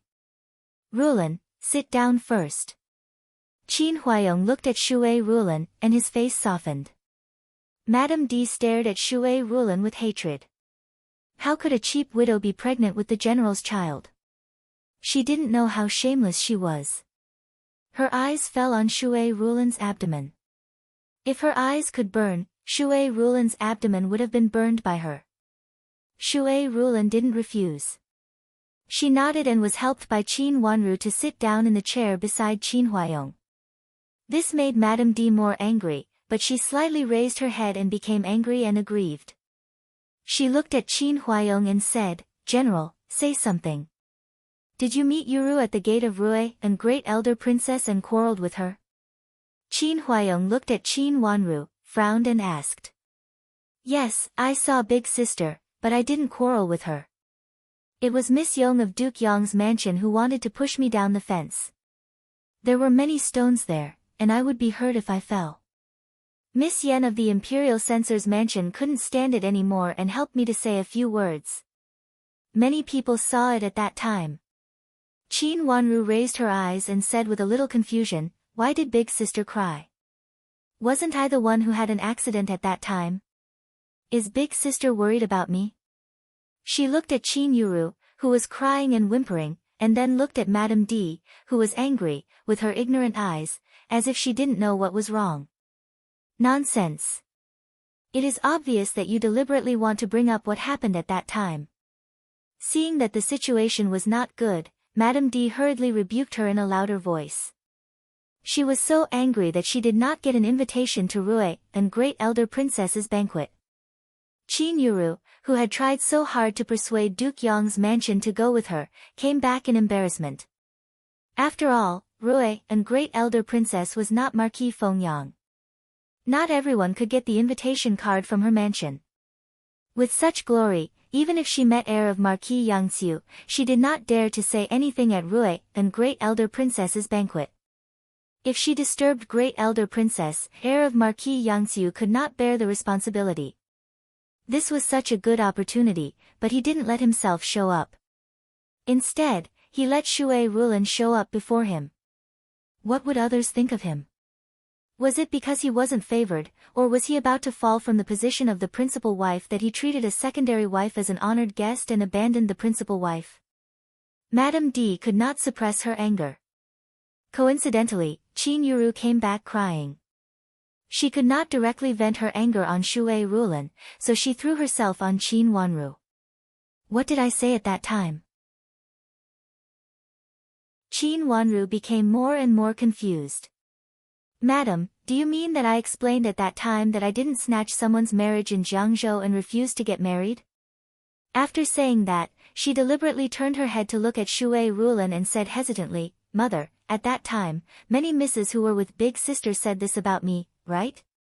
Can't I explain that I didn't do such a thing? General, why did outsiders say that about Wanru? Wanru just arrived in the capital city, and she is not a famous daughter of an aristocratic family. Why did so many people say that about her? When I entered the door, there were a lot of misses around Duke Yong's mansion, and they were all talking about this." Shui Rulan turned to look at Qin Huayong and asked with a slightly cold face. She subconsciously reached out to cover her belly. Madame D's eyes flashed with hatred, and her eyes fell on Shui Rulan's belly fiercely. Now she hated Shui Rulan's belly the most. She hoped that Shui Rulan would be angry and affect her fetus, or directly cause her to have an abortion. They are all talking about Wanru. Qin Huayong also heard something different. He raised his eyes and looked at Qin Yuru, who was still lying on the table and crying. In the whole Qin's mansion, Qin Yuru was the first to arrive in the capital city. If someone talked about Qin Wanru, it was most likely to be Qin Yuru. Thinking of what happened in Jiangzhou, Qin Huayong couldn't say that his eldest daughter was really innocent. But this was his only daughter. Yes, they are all talking about it. Wanru just explained a little. How did it become that they want to force Yuru? Is it true that Wanru is wrong about those things? So they have to pour the dirty water on Wanru? Shui Rulan sneered. She was gentle, but at this time, looking at Qin Huayong's swaying look, she couldn't help but get angry. Her voice also unconsciously became fierce. "Yuru, tell me what happened. How did outsiders know about what happened in Jiangzhou? How did they know about the marriage snatch and annulment?" Qin Huayong patted the table with his hand and his face became cold. "Father, I don't know. Anyway, I didn't say it." Qin Yuru was a little flustered. She didn't expect Shui Rulan and Qin Wanru would immediately grasp this key point. But she had already prepared for it, so she immediately gritted her teeth and denied. If big sister didn't say it, who else could it be? Who else would know me? Qin Wanru asked in distress and seemed to be very confused. Except for Qin Yuru, who would know Qin Wanru before coming to the capital city and hold such great malice against her. Speaking of this, Qin Wanru seemed to think of another thing. She turned to Qin Huayong and said, "Father, Countess Yong was later driven out by Rui and Great Elder Princess. Since Qin Huayong couldn't make a decision at the moment, she would give him another dose of strong medicine. A trace of coldness flashed in her watery eyes. Madame D and her daughter probably didn't expect that such a thing would happen after Qin Yuru left. What happened? Qin Huayong's face changed as expected and he asked anxiously. Nonsense, how could it be possible? Madame D screamed. Impossible. Qin Yuru stopped pretending to cry. She raised her head and stared at Qin Wanru fiercely, gnashing her teeth and said. Of course it's true. Now the whole capital city should know it. If you don't believe it, you can send someone out of the mansion to inquire about it. That's how Countess Yong was driven out. Shui Rulan proved on the side indifferently. How could Rui and Great Elder Princess drive my sister-in-law out? Don't talk nonsense. Looking at their calm appearance, Madame D became more and more uneasy, but she still said stubbornly. She didn't believe that such a thing would happen to her maiden family. Qin Huayong also didn't believe it, so he looked at Shui Rulan. I heard that it's related to the kidnapping of Rui and Great Elder Princess grandson. Shui Rulan answered. Is it true? Qin Huayong had to face this matter. If it was true, it would be a big deal for Duke Yong's mansion, which would inevitably affect the reputation of Duke Yong's mansion. It's true. Shui Rulan nodded affirmatively again. Father, I was also involved at that time. A note fell at the scene with my name on it. I haven't been in the capital city for a long time, but someone knew my name. Later, it was said that it came from Duke Yong's mansion. My mother and I didn't understand the details. Anyway, Rui and Great Elder Princess was very angry and drove Countess Yong away. Qin Wanru's eyes flashed and she explained in a very orderly way. Her words sounded vague, and she didn't directly refer to Duke Yong's mansion. But Rui and Great Elder Princess' behavior gave everything reasonable evidence. As soon as she said this, Qin Huayong immediately believed her. He looked at Madame D, whose face turned pale, and angrily rebuked, what does Duke Yong's mansion want to do? If this kind of thing really involved Qin Wanru, it was equivalent to involving Qin's mansion. Qin Huayong's job had not been settled yet, and Qin Wanru's accident at this time would have a huge impact on his official career. Thinking about this, how could he not be angry? Madame D panicked. She didn't know why things turned out this way. It was certain that Countess Yong didn't like Qin Wanru, but how could she really make trouble in front of Rui and Great Elder Princess? In the end, she even asked Rui and Great Elder Princess to drive her out. After that, how could she make her sister-in-law bring Shui Rulan to the Marquis's mansion of Fengyang? What if he asked his sister-in-law to set a trap for Shui Rulan and make her lose her child? What was sister-in-law doing? Madame D was angry and hateful at the same time. She had always been a calm and collected person. How could she do such an unruly thing? She secretly blamed Countess Yong, but she didn't think that she really wronged Countess Yong. It was her niece, Di Fenglan, who was angry and did it casually. It really had nothing to do with Countess Yong. First sister-in-law wouldn't do such a thing. It might be a misunderstanding. No matter what she thought, Madame D was still stubborn. Her eyes flashed and she gritted her teeth. Misunderstanding? Rui and Great Elder Princess's misunderstanding? Qin Huayong said with a gloomy face. Maybe, it's a misunderstanding because Rui and Great Elder Princess favors Wanru. She directly sent the invitation to Wanru and asked her to do it. She didn't mention our Yuru at all. I don't know why Rui and Great Elder Princess despises our Yurus so much. In this case, shouldn't she invite her sister together? Madame D lowered her head sadly. She meant that Shui Rulan and Qin Wanru had said bad things about Qin Yuru and Duke Yong's mansion in front of Rui and Great Elder Princess, which made Rui and Great Elder Princess prejudiced against Qin Yuru and Duke Yong's mansion. Then she misunderstood something and made such a thing out of anger. Hearing Madame D's confusing words, Shui Rulan trembled with anger. She had known that Madame D was very shameless, but she didn't expect that she was so shameless. When she was about to stand up and speak, Qin Wanru pulled her sleeves. Father, do you think that Rui, a great elder princess, has favored and trusted me so much? She just saw me once and she believed me so much. Shui Rulan understood at this time. She turned her head to look at Qin Huayong and said, General, if Wanru really has such a great influence on Rui, a great elder princess, then your matter is not a big deal.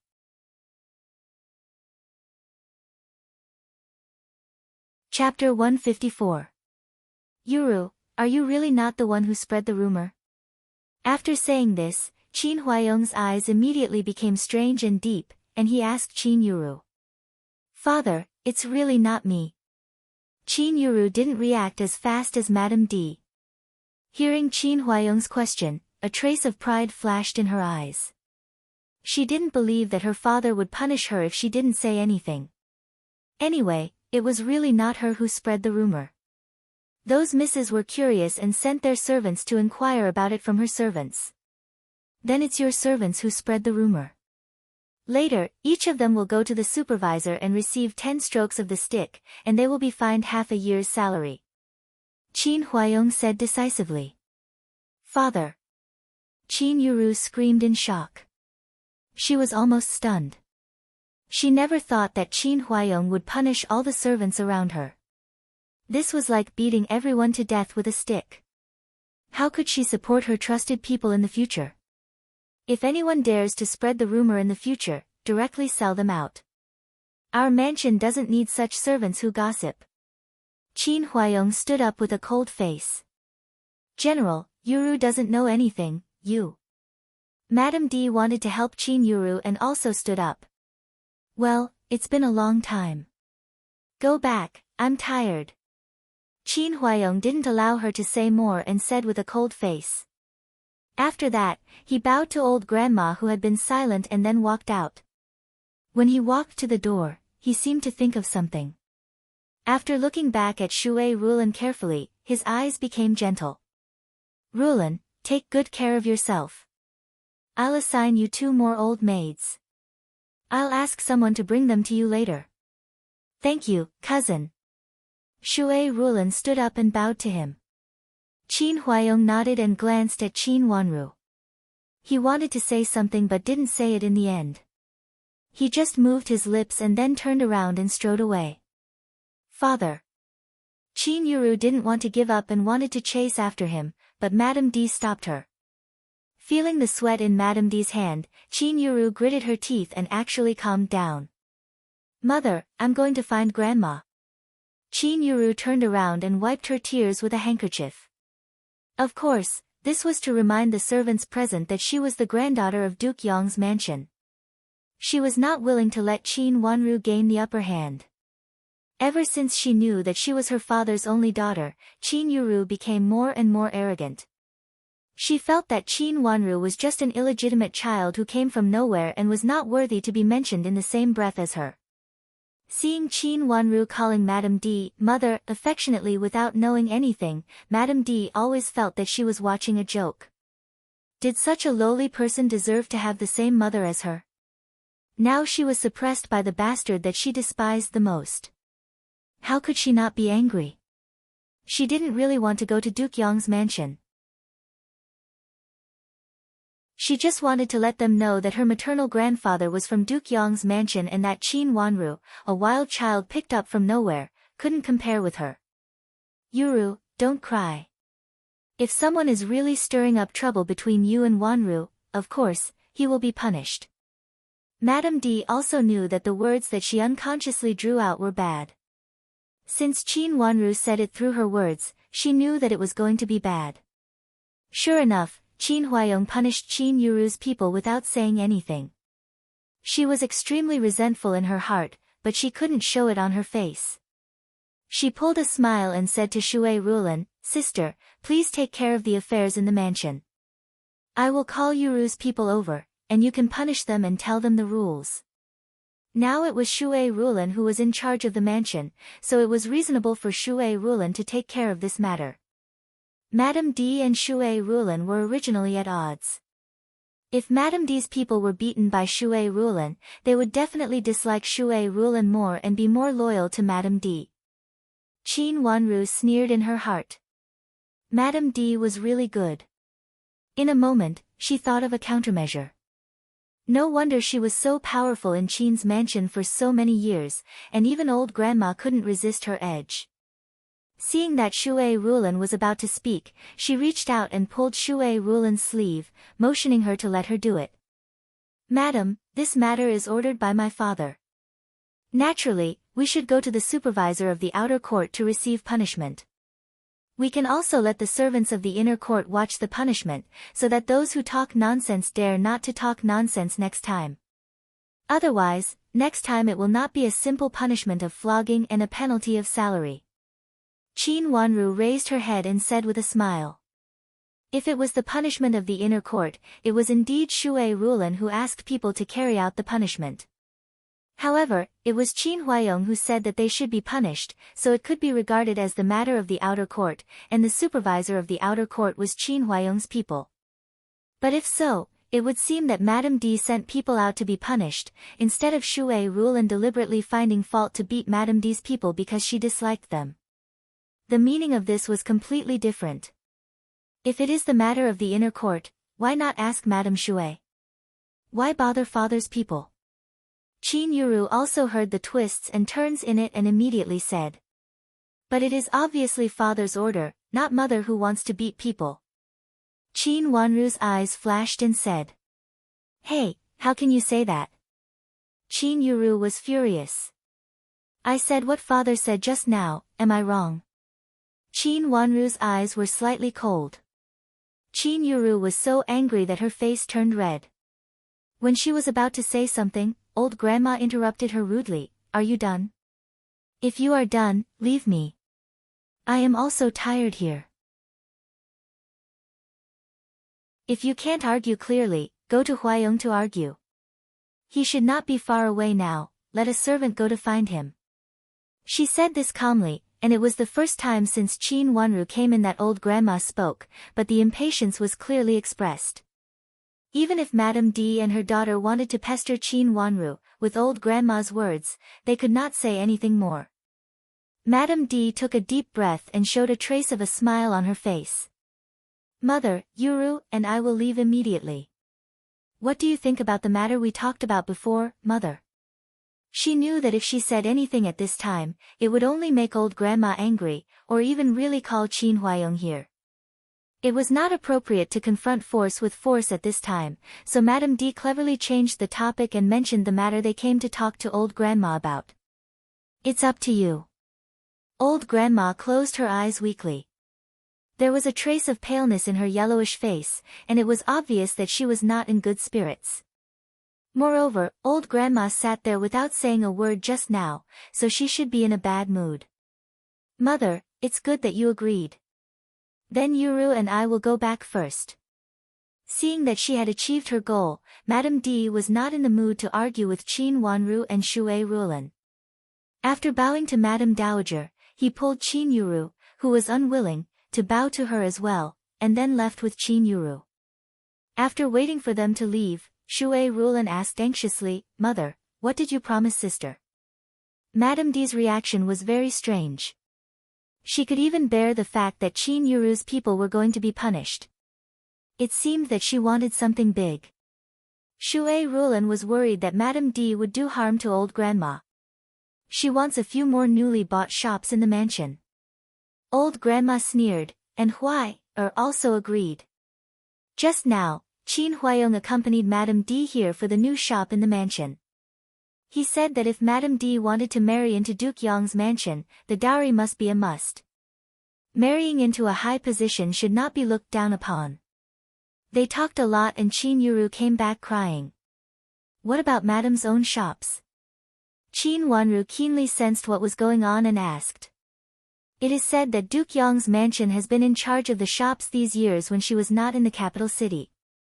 I didn't expect that the manager thought that Madame D was not in the capital city for so many years, so he didn't pay so much attention to the shops, and the shops became less and less.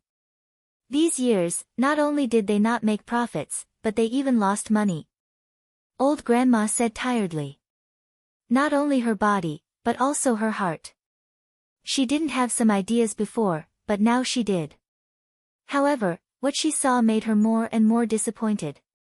Madame D endlessly asked for something, relying on Duke Yong's mansion. Qin Wanru thought of something and asked, Grandma, haven't you returned these shops? Yes, we will return them soon, but we need to sort out the account books first. When the time comes, we will bring the account books to let Madame D and your mother have a look and stamp them. After that, the shops will be our mansion's business. But they have been losing money, so there is not much use for them to stay. Old Grandma said. Why do we need my mother to have a look? Qin Wanru asked confusedly. These account books were all things in Madame D's dowry. She could have a look at them herself, but why did she drag Shui Rulin into it? She felt strange when Madame D became so generous. This is your father's idea, and I heard that because of the loss, we still owe Duke Yong's mansion a lot of money. When we figure it out, we still have to return the money that Duke Yong's mansion supplemented for us. The more Old Grandma thought about it, the angrier she became. She also had a dowry, and she had a lot of dowry in those years. She really didn't believe Madame D's words. It was okay that the dowry shop suffered a loss, but how could there be such a thing as subsidizing the loss? If it was really so bad, Qin Wanru could write to Madame D and let her deal with it. There was no need to continue to block money. Duke Yong's mansion was so rich that they were willing to subsidize the loss of the shop of a married daughter. Moreover, this was done without the other party's knowledge. Duke Yong's mansion really treated them as fools. But even if they knew something was wrong, they had no evidence, so they could only let Duke Yong's mansion extort them. The money in the outer court's account was used to buy new shops and some gifts from Qin Huayong when he was in the capital city. Old Grandma was rich in the inner court, so she wanted the inner court to pay the account. Now it was Shui Rulin who was in charge, so the inner court's account had to be checked by Shui Rulin. There were many twists and turns in it, and Old Grandma thought that Qin Wanru couldn't understand it.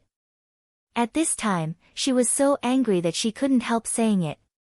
Grandma, can I accompany my mother to check the account at that time? My mother can't afford to work hard now. Qin Wanru smiled slightly and took the job. Unexpectedly, there was such a thing, which saved her a lot of trouble. She had long felt that there was something wrong with Madame D's dowry, and she wanted to knock a brick to attract jade. Now the brick was sent to her, how could she refuse it? Madame D was so generous, probably because she thought it was a useless brick. Old Grandma also thought that Qin Wanru's concerns were reasonable, and nodded repeatedly. Okay, you can accompany your mother at that time. Her little granddaughter was getting smarter and smarter. Old Grandma thought that it would be better for her to fight against the cunning and greedy Madame D.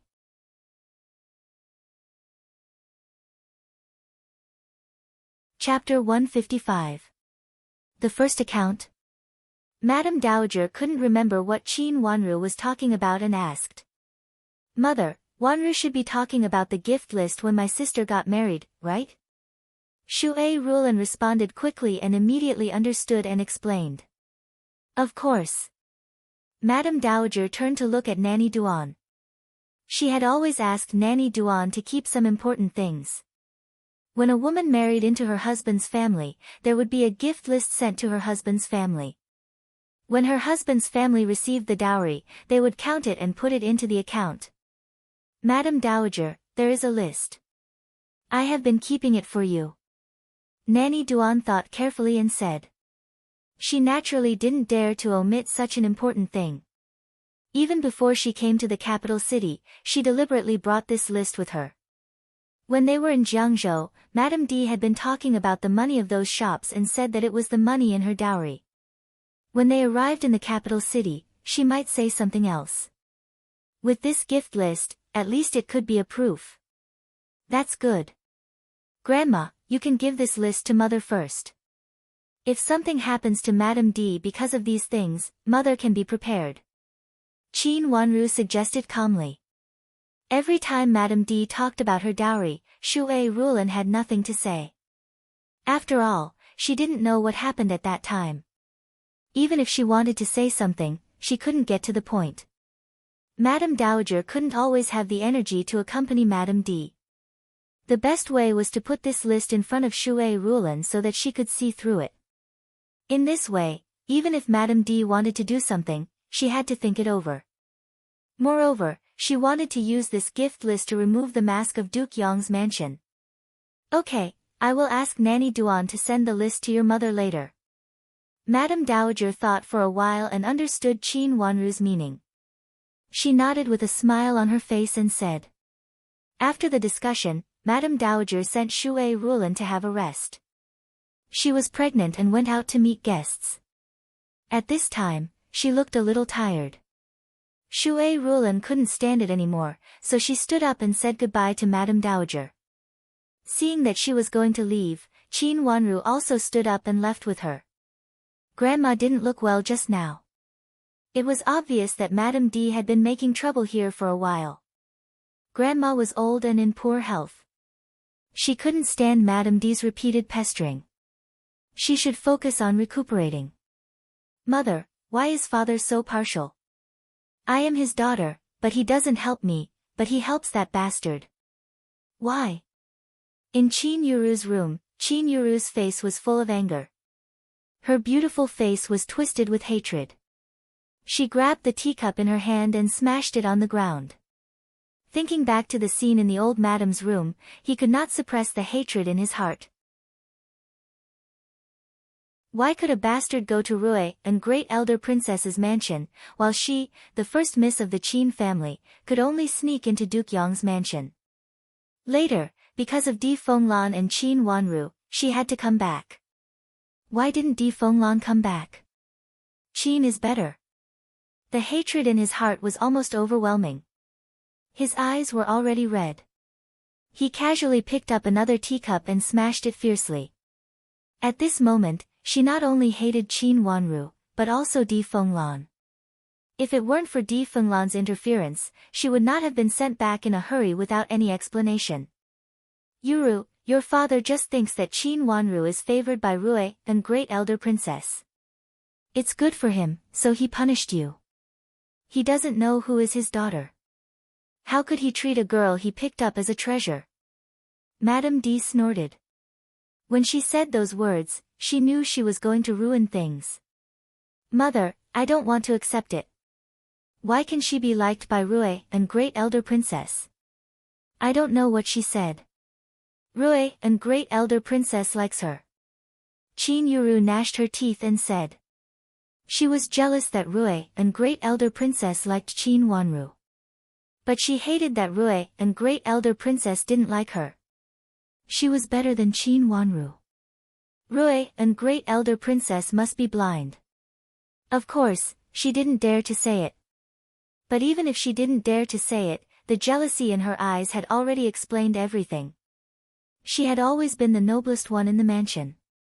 How could she be worse than Qin Wanru? What did your grandmother say? Madame D calmed down at this time and asked with her eyes flashing. Although she didn't say clearly what it was, Qin Yuru immediately understood. Her resentment disappeared and her face darkened. Grandma said to wait a little longer. Wait? Wait until when? Do you still want to climb up the social ladder? Didn't you say that it didn't work out? She doesn't like Di Yen. Madame D patted the table with her hand, and her voice was tinged with a bit of cold anger. If it wasn't for her own family, she wouldn't be willing to let others choose her daughter, even if this mansion was her maiden family. She knew that Countess Yong wanted to choose a more suitable daughter-in-law with a higher status in private, but she always thought that her daughter was the best. At this time, Countess Yong didn't say yes for a long time, and she was already very upset. If her daughter really chose Duke Yong's mansion, Madame D thought that what happened today would never happen. Qin Huayong wouldn't treat her and her daughter like this. It seemed that she had to go back to Duke Yong's mansion again. Yuru, don't worry. I'll go there again and settle the marriage between you and Di Yen. Madame D said. She looked calm, but she was very anxious in her heart. It's up to you, mother. Mother, I let this bastard show off today. If anything bad happens in Jiangzhou, people will definitely guess that it's me. What should I do then? Although Qin Yuru was also worried about her marriage, she felt very confident in her heart. After all, her cousin had repeatedly told her that he would marry her and had made a solemn pledge of love to her. The only thing left was her aunt's obstruction. However, her cousin also said that no matter how her aunt tried to obstruct him, he would marry her. He just asked her to wait for a while. At this time, she was thinking more about what Qin Wanru said today. Qin Wanru exposed the lie that she deliberately spread and even made many young madams look at her with strange expressions. Of course, she knew that they were all suspicious of her. She felt very sullen and angry. It seemed that the good situation was destroyed by Qin Wanru's words again. It won't happen. Jiangzhou is so far away. Who would notice you? Moreover, even if some news spread here, it would have already been spread by God knows what. One false news, another false news. At that time, everyone will just treat it as a joke. What's more, it may all be spread to Qin Wanru. When I left Jiangzhou, I specially asked someone to spread the news about Qin Wanru. Madame D sneered. Really, mother? Qin Yuru looked surprised. Of course. Yuru, just wait and see. Not to mention that this news won't spread to the capital, even if it does, it may not have anything to do with you. Madame D comforted her. Qin Yuru was satisfied. She nodded and said proudly, Mother, when Qi Tianyu comes, I'll go to see him. I don't believe that he won't listen to me. Qi Tianyu was the most important one among the rumors. As long as he didn't change his words, she would have something to explain. Even if there were some scattered rumors, it would not be a problem. Of course, she had never thought that Qi Tianyu was a problem. Yuru is the smartest. Madame D said with satisfaction.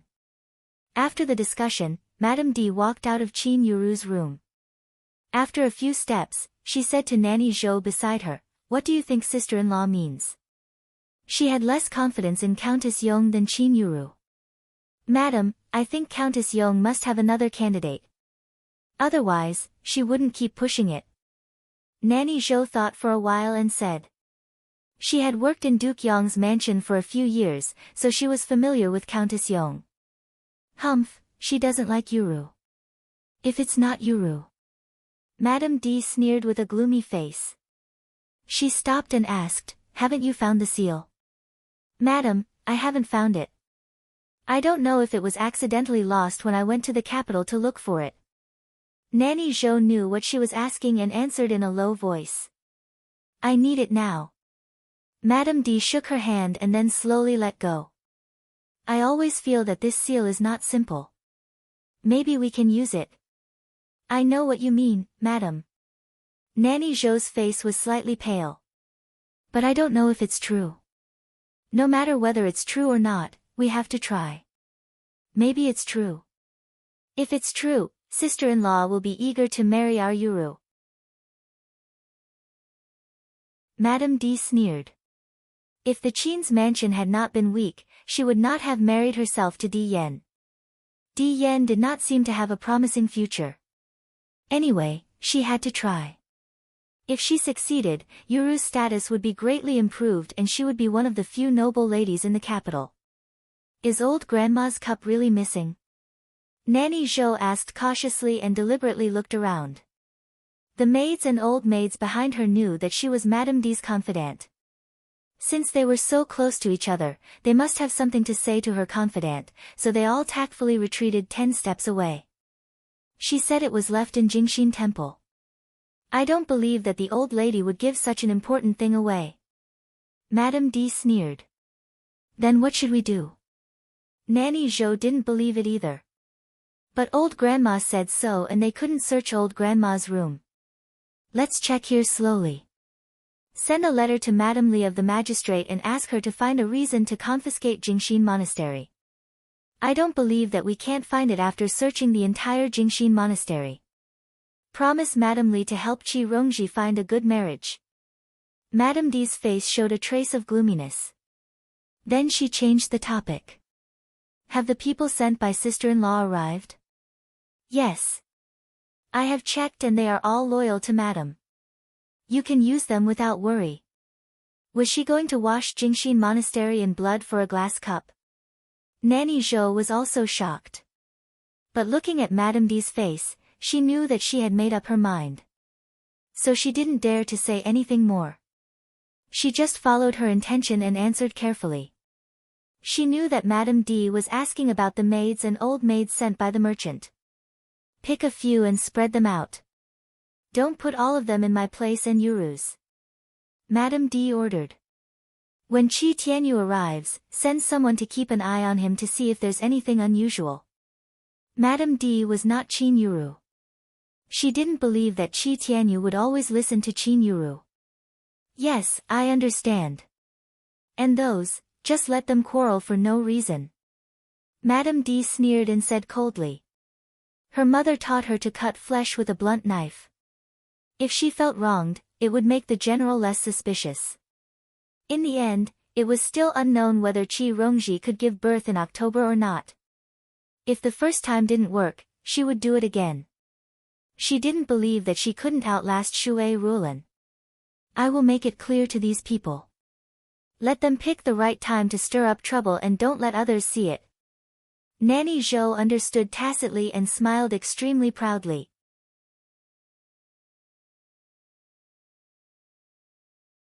Chapter 156. Qi Tianyu didn't know that he had been schemed by many people before he arrived at Qin's mansion. He looked at the brocade clothes in front of him and hesitated. Should he cut off the relationship with Qin's mansion or not? But after thinking about it, he asked the servant to take the clothes and follow him to Qin's mansion. After entering Qin's mansion, he went to see Qin Huayong first. After they chatted for a while, Qin Huayong asked an old maid to take him to find Qi Rongji. Qi Rongji lived in a guest room, but because she was a member of the family, she lived in the guest room behind Shuihua Gate. Qi Tianyu followed the old maid into the room and saw many people. Someone had already reported to Qin Yuru. Qi Rongji was in a bad mood. When Qi Tianyu came in, he saw her maid, Chuni, kneeling on the ground and crying. He knew she was angry again, so he looked a little unhappy. Go and serve tea to my brother. Qi Rongji kicked Chuni and scolded, you are just a blind girl. Qin hurriedly stood up with red eyes and hurried to the side. Chuanxi hurriedly served tea. Qi Tianyu sat on a chair on the side and asked the servant to send the clothes to the table. Seeing these sets of gorgeous clothes, Qi Rongji was happy. She reached out to pinch them, looked at the lace and embroidery, and smiled with satisfaction. Thank you, my brother. When Qi Tianyu took out another jewelry box from his bosom, Qi Rongji beamed with joy.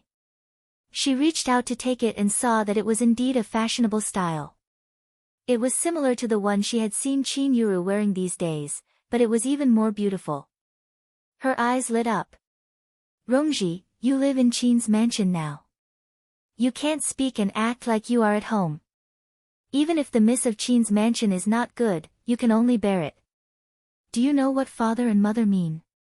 Qi Tianyu saw that Qi Rongji was in a good mood at this time, and there were their confidants in the room, so there was no taboo, so he spoke bluntly. I know. They just want me to choose a good one. Qi Rongji blushed and hesitated. This was what her mother had been telling her before she came to the capital city. He asked her to choose a good marriage through Qin's mansion after she entered the capital. Therefore, you should be more careful in Qin's mansion. Don't have any conflicts with the Qin sisters. Now that you are living in their mansion, you can't make them unhappy with you. Otherwise, I can't help you outside. Qi Tianyu exhorted her once again. Brother, did Qin Yuru tell you something? Qi Rongji's smile disappeared when she heard Qi Tianyu's words. Yuru didn't say anything to me. You should think about your current situation. Before you find a good marriage, remember not to fall out with the sisters of Qin's mansion. Wanru is still a child, so there is nothing to worry about, but Yuru, you still have to be more careful. Qi Tianyu warned her. Big brother, I understand. Don't worry, I won't make trouble, let alone Qin Yuru. Qi Rongji said. She had thought this through. That was why she would rather sulk than find trouble with Qin Yuru these days. She could bear it. For her marriage, she could bear anything. It was the wet nurse who followed her to the capital who told her again and again that made her understand. That's good. I can't stay here any longer, so I have to go back now. If you have any problems in the future, just ask the servant to send me a message. Qi Tianyu stood up and said. After thinking for a while, he added, or you can tell my second brother. Qi Baiyu. Brother, forget it. What can he do? The most he can do is to climb over the wall to play with Qin Wanru. But it's not a child now, and it's not Jiang Zhou anymore. Even if he wants to find Qin Wanru, she may not care about him. Qi Rongji said sarcastically. She had never paid any attention to this half-brother of hers. In the past, she had only treated him as a servant and ordered him around in the manor. Seeing Qi Rongji like this, Qi Tianyu knew that she couldn't persuade him. He frowned and said nothing, then turned around and left. At this time, Qi Rongji's mind was full of clothes and jewelry. She didn't send him out of the yard, but directly took a set of clothes and went inside to change. Qi Tianyu came out of Qi Rongji's yard and turned a corner, and then he met Qin Yuru. Qin Yuru, who was dressed in a light peach-colored dress, stood at the end of the gravel path. She looked at him with reddened eyes and tightly held the handkerchief in her hand. She looked delicate and sad. Qi Tianyu stood far away and looked at Qin Yuru quietly, but he didn't approach her. Brother Tianyu. Qin Yuru turned around and took the initiative to come to him. It seemed that she was surprised to see him, and her face was full of surprise. First Miss Qin. Qi Tianyu saw her and saluted. Brother Tianyu, why do you call me like this? Qin Yuru was so sad that tears almost fell down. She stood in front of Qi Tianyu and didn't know what to say. She just felt sad and sad. First Miss Qin, this is the best. Qi Tianyu shook his head and said gloomily. His eyes slightly fell on the ground 3 inches in front of him, and he looked polite and distant. In terms of appearance, Qi Tianyu was much better looking than Di Yan. He was tall and handsome, and they were childhood sweethearts. Naturally, Qin Yuru thought differently of him. Moreover, they had talked about marriage before.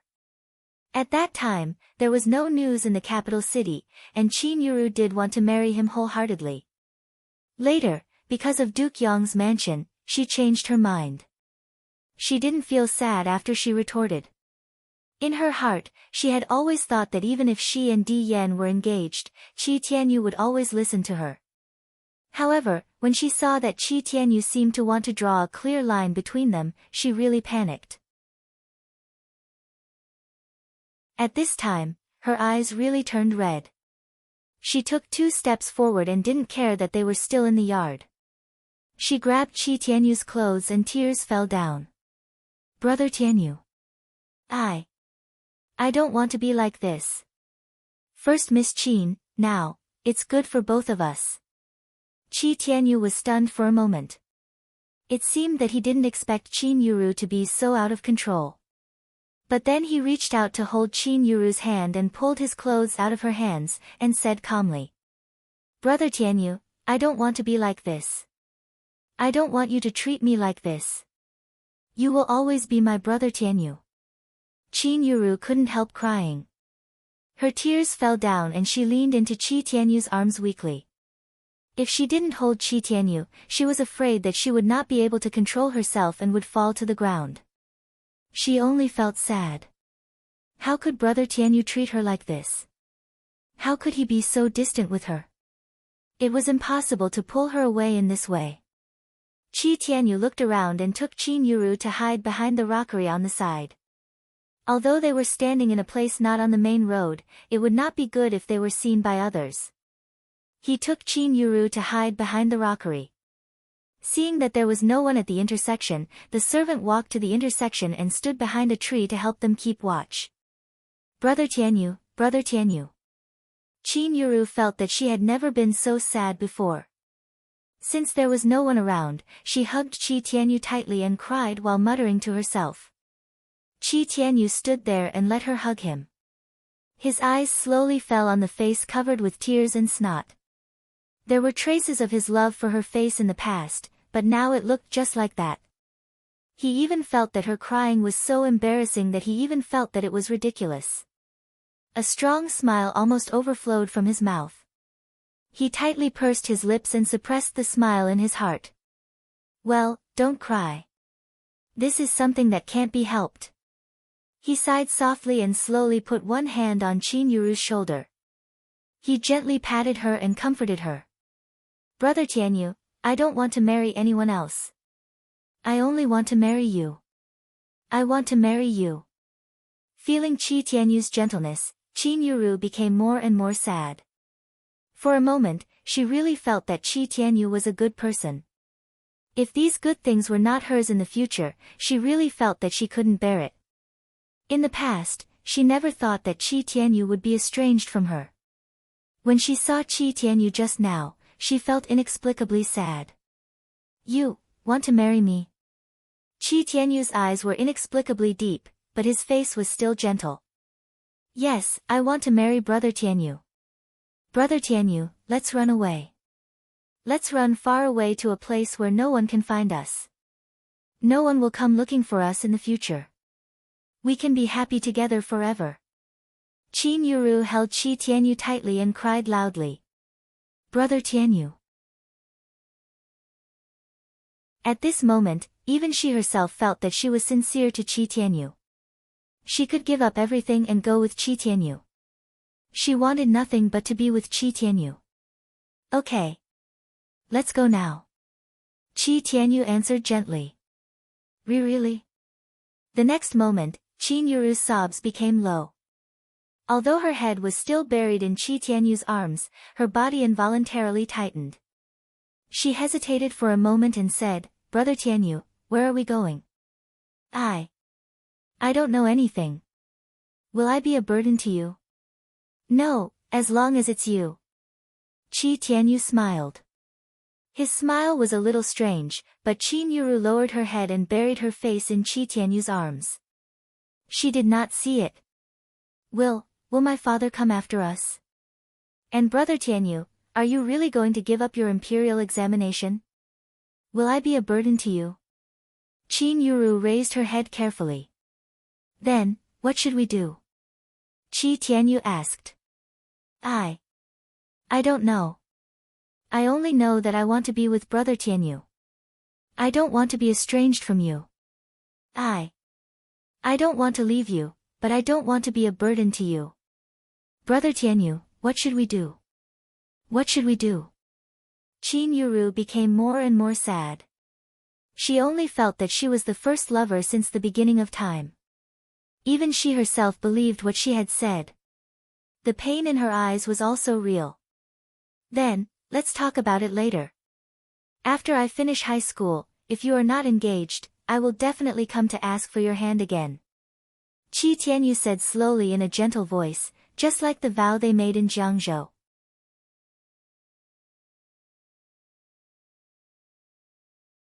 Chapter 157. Of course I'm willing. But if you are already engaged, we are not meant to be. Qi Tianyu sighed. His eyes became softer and softer. His eyes were filled with pain and struggle, but they were full of affection and reluctance. Then I'll wait for Brother Tianyu to marry me. Qin Yuru smiled with tears in her eyes. She felt relieved when she saw the pain and struggle in Qi Tianyu's eyes. She promised, I'll be a lady from an aristocratic family with a good reputation in the future. I'll wait for Brother Tianyu to marry me on the day when you graduate. A good reputation was the most important thing. Since she wanted a good reputation, Qi Tianyu should not spread any bad news about her. Okay. Qi Tianyu nodded and his eyes became softer. He reached out and patted her shoulder. Call me Master Qi in front of others. I'll also call you Miss Qin. Okay, I'll listen to Brother Tianyu. Qin Yuru nodded and said. Then I'll go first. Qi Tianyu slowly pushed Qin Yuru away and said. Brother Tianyu, if you have time, you can come and see me more often. Qin Yuru said affectionately. Okay. Brother Tianyu, you go first. I want to watch you leave. Qin Yuru said coquettishly. You go first. Otherwise, I can't leave. Qi Tianyu said with some difficulty. I'll listen to Brother Tianyu. Qin Yuru shyly bit her lips and wiped her tears with a handkerchief. She turned around and walked out of the rockery. Then she waved the handkerchief in her hand at Qi Tianyu, who was behind the rockery, and turned around reluctantly. After she left, Qi Tianyu tidied up his robe and walked out calmly. He looked at Qin Yuru's back, who was almost out of sight, and his thin lips curled up. Seeing him coming out, the servant hurriedly followed behind him and walked out together. Soon, the two of them disappeared from sight. Qin Wanru was lying on an attic at the intersection and saw the scene clearly. A trace of deep thought and doubt flashed in her eyes. In her previous life, Qi Tianyu had always been Qin Yuru's capable helper and spared no effort in framing her. Qin Wanru had never understood why a smart person like Qi Tianyu would be so stubborn as to not realize that Qin Yuru was using him and had always treated him as a spare tire. Was Qin Yuru really so useful to him that he could ignore the fact that Qin Yuru was engaged and married? But now that he saw this scene, he felt as if there was something he hadn't thought of in his previous life. She frowned slightly and looked at the fake mountain where the two of them had a private meeting. She could not hear what the two of them were saying because they were too far away, but she could see their expressions and actions clearly. Qin Yuru was indeed good at acting. Perhaps even she herself believed that she was a woman who valued affection and righteousness. The emotional crying and complaining just now seemed very natural. However, Qi Tianyu made her feel very strange, especially the scene where he walked away calmly at the end. It seemed that something had scratched her fixed thoughts in the past. After such a sad separation with his sweetheart, he could still be so calm and even patted her sleeve in disgust behind the fake mountain. It made people feel that the affectionate and gentle man who was entangled with Qin Yuru just now was not him. But that man was him. Was there anything that she didn't know? Or did she forget something in her previous life? Miss, I think it was the first young master of the Qi family who abandoned first Miss. Yu Jie was also lying beside her. She couldn't help but ask in confusion, did I hear it wrong? Didn't people in Jiangzhou say that first Miss Qin wanted to climb the social ladder in the capital city, so she broke off the engagement of first Princess Qi and wanted to take the blame for second Miss? Something seemed to flash in her mind. Qin Wanru stared at the fake mountain just now and thought of a past that she didn't care about. Those seemingly true and false past happened after she married into the deputy prime minister's mansion and accompanied Wen Shiqi in his last days. Wen Shiqi occasionally talked with her when he was sober. It was said that Qi Tianyu was originally the second class, but he became the third class in the palace examination. Later, Duke Yong strongly recommended him so that he could become the third class in the first class and become the third man of this year. Qi Tianyu had no friendship with Duke Yong's mansion. The only interaction he had was with Qin Yuru. She suddenly figured out some things that she couldn't figure out. As the abandoned party, Qi Tianyu would naturally make Qin Yuru feel guilty. If he was still deeply in love with her, he could increase the bargaining chip. Qin Yuru wanted Qi Tianyu to be a spare tire and Qi Tianyu wanted Qin Yuru to help him with his plans. These two people were really a match made in heaven. Miss, look, there is someone here. Yu Jie was still leaning on the window. At this time, she suddenly pointed to a person below and said. Qin Wanru looked in the direction of Yu Jie's hand and saw a sneaky old maid coming out from behind a tree near the rockery. She looked around and then sneaked out. This direction happened to be to the Yulan pavilion where Madame D lived. It was Madame D's people. However, after the old maid walked for a while, she turned back and looked back in confusion. This direction happened to be the direction of the attic. Miss, will she find us? Yu Jie lowered her voice and said, lowering her head involuntarily. Qin Wanru shook her head. There was a partition here, and the curtain of the partition was hung down, leaving only the bottom part slightly lifted. The two of them looked down from here, and it was impossible to find anything from the outside. No, miss, she is coming over. Yujie's face changed slightly and said. This old maid was actually very careful. She thought that from the special position of the attic, she might find the scene just now and wanted to see if there was anyone in the attic. Don't worry. Qin Wanru smiled slightly and said, Qing Yu is down there. She had already guessed that Madame D would send someone to keep an eye on Qin Yuru, for fear that Qin Yuru and Qi Tianyu would fall out. That's good, that's good. Yujie's expression immediately relaxed and she admired Qin Wanru more. It turned out that second miss had already thought of this. As expected, the old maid didn't walk far and saw Qin Yu coming from afar. Qin Yu stopped when she saw the old maid and her face turned cold. Stop! Where are you from? How can you be so unruly? Qin Yu scolded coldly. As a senior in the mansion, she didn't know this old maid in front of her. Miss, I am new here. The old maid was smart. Seeing that Qin Yu stopped her, she knew that she must be a principal servant in the mansion. She immediately stopped and said with a smile, but she didn't mention where she was from. What are you doing here sneaking around? Qin Yu looked up and down at the old maid and deliberately said arrogantly.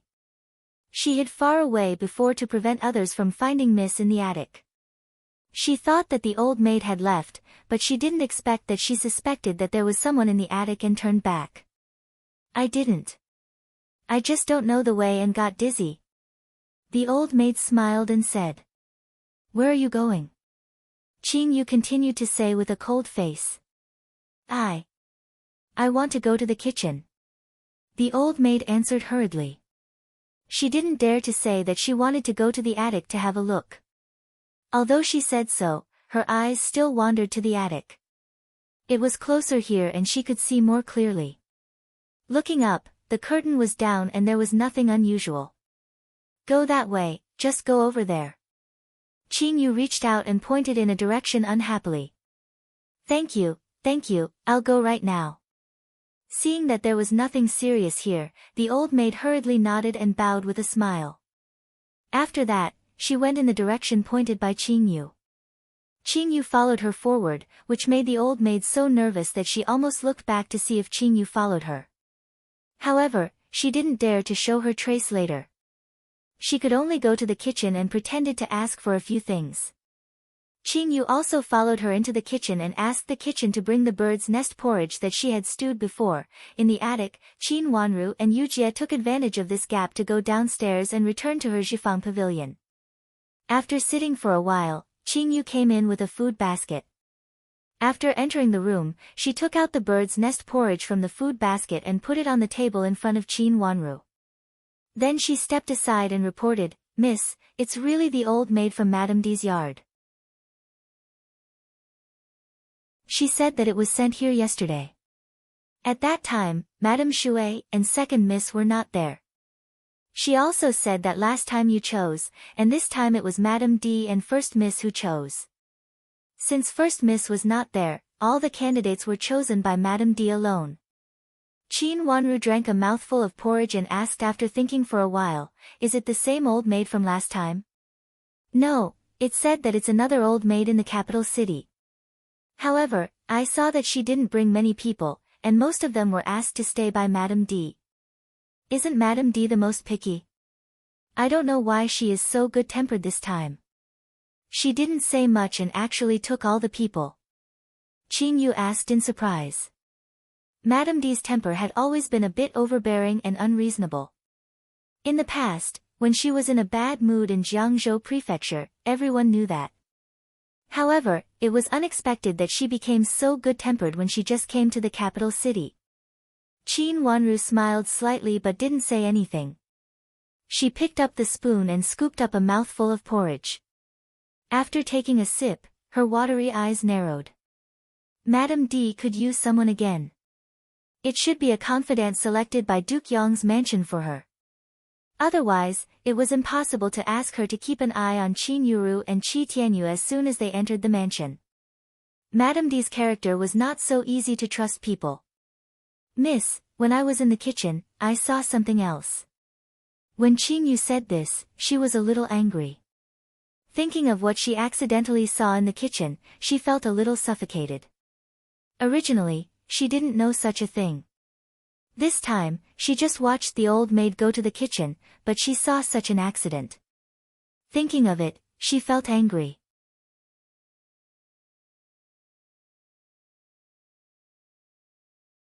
Chapter 158. Miss, do you still remember where you got the bird's nest? Qin Yu asked. My mother's bird's nest was newly purchased by the mansion.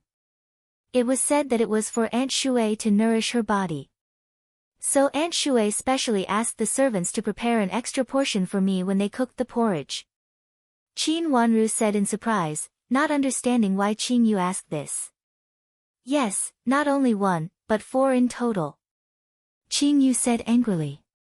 Thinking of the 4 bowls of porridge she saw in the kitchen just now, she suddenly became angry. It's obviously Madame Shui's healthy bird's nest porridge, and it's paid by Madame Dowager especially for Madame Shui to nourish her body.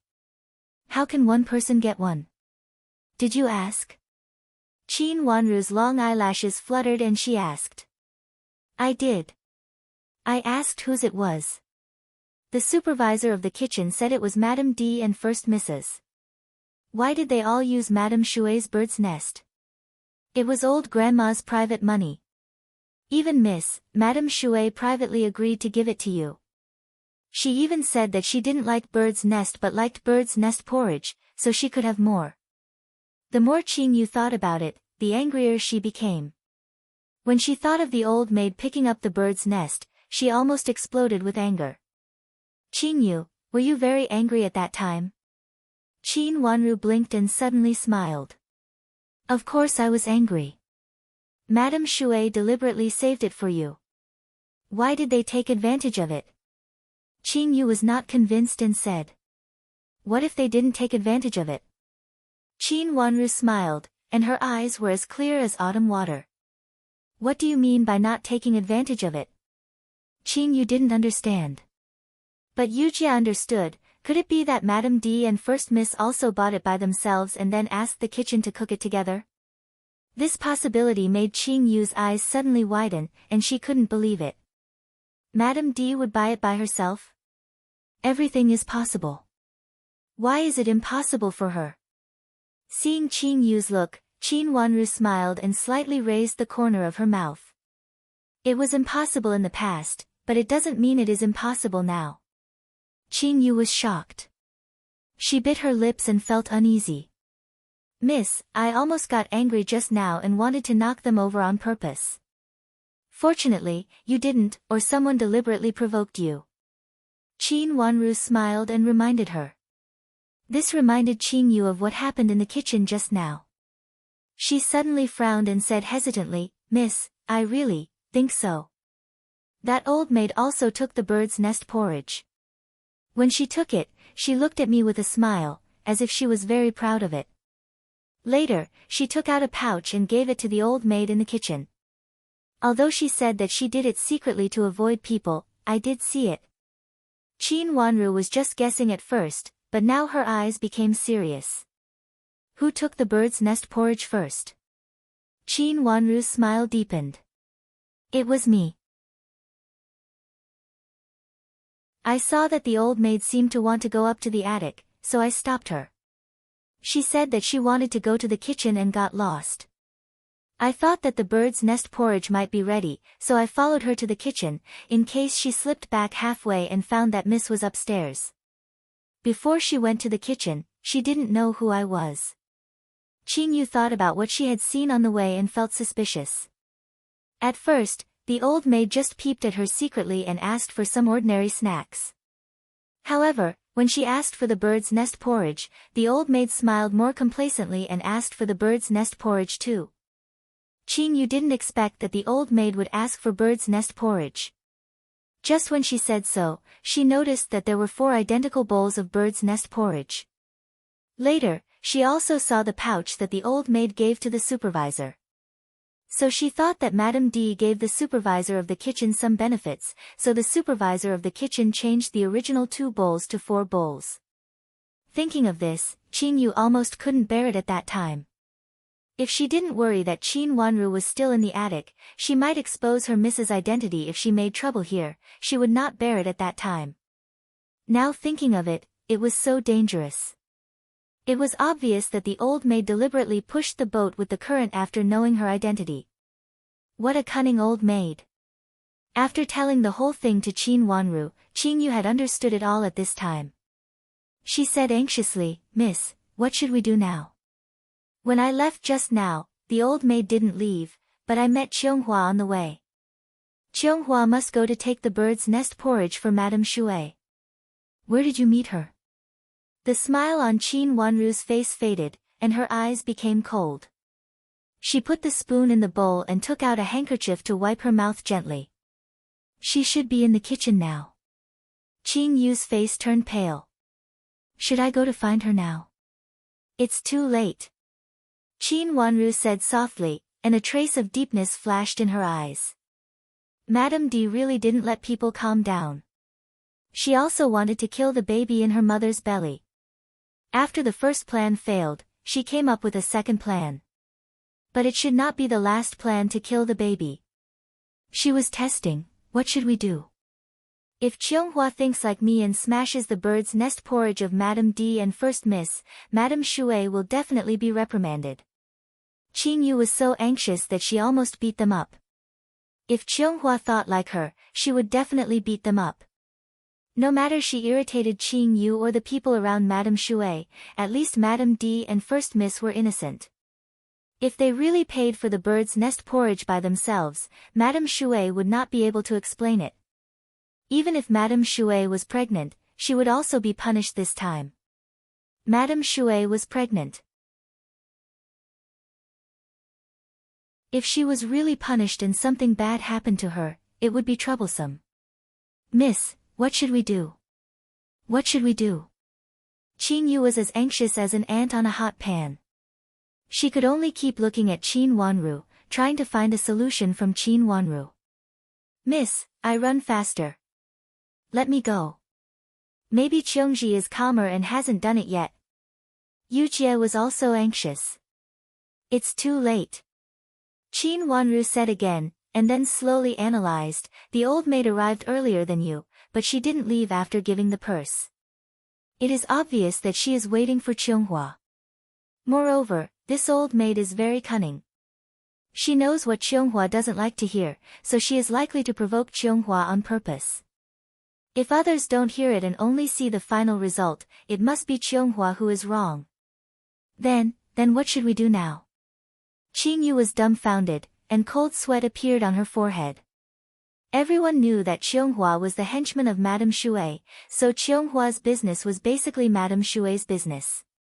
"Go and find out where Madame D's bird's nest comes from. Why does she make bird's nest porridge like us?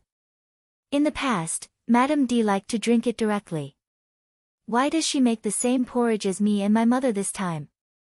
Qin Wanru looked at the direction of Yulan Pavilion through the window and said calmly. Now the purchasing in the mansion was centralized. Even if Madame D wanted something personally, she had to pay the purchasing supervisor first and let the purchasing supervisor bring it into the mansion. In order to keep better evidence, Madame D would not take the bird's nest in the past, or it could be said that it was given by others. She must buy it from a legal place.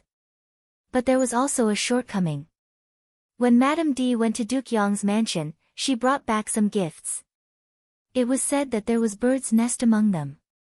At that time, when Madame D showed the gifts from Duke Yong's mansion to Madame Dowager, she was quite arrogant. At that time, Qin Yuru glanced at it. There were many bird's nests, and they were all in Madame D's hands. Madame D and Qin Yuru had the same hobbies. They both liked bird's nest porridge, and all the seniors in the mansion knew it. Then there was one last point left. Why were the 4 bowls placed in the same way? How could others recognize which one belonged to Madame D and her daughter, and which one belonged to her mother and herself? I'm going to find the purchasing supervisor. After listening to Qin Wanru's analysis, Qin Yu said and turned to run out. To find the purchasing supervisor from the outer court. Qin Wanru added. Qin Yu still wanted to ask something, but it was too late. In addition, she trusted Qin Wanru more and more, so she didn't ask why it was the purchasing supervisor from the outer court. She ran out directly. I'm going to the kitchen to see what's going on there. Maybe Qianghua hasn't been irritated. Yu Jie thought it was better for her to go to the kitchen. No matter what was going on there, Miss still knew nothing. She should act faster. After the two finished distributing, they left in a hurry.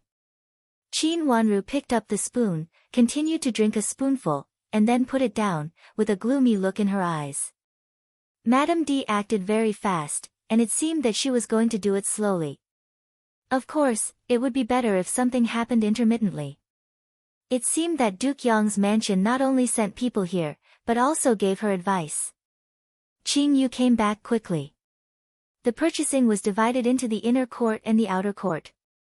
The purchasing of the inner court was managed by Shui Rulan, but the purchasing of the outer court was managed by Qin Huayong himself.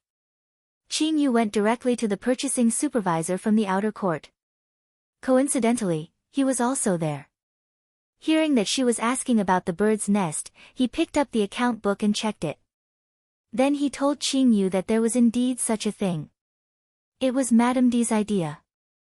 She said that she and First Miss also wanted to eat bird's nest, so she asked him to bring some in when he went out to buy. This kind of thing was not considered a big deal in any mansion. The masters all had their own share, but some masters had to fork out their own money if they wanted to eat or use something else. It was not a public account, so they just had to pay for it themselves. At that time, Qin Yu deliberately asked when Madame D made such a request. The day mentioned by the purchasing supervisor was the night when Shui Rulan found that she was pregnant and old grandma wanted to buy bird's nest for her with her private money. On the same night, not only Shui Rulan and Qin Wanru had the bird's nest porridge, but also Madame D and Qin Yuru had it. One after the other, it was on the same day. Hearing this, Qin Wanru understood it all. It was not a temporary idea. It was made when she found that her mother was pregnant. There was a trace of fierceness in her eyes.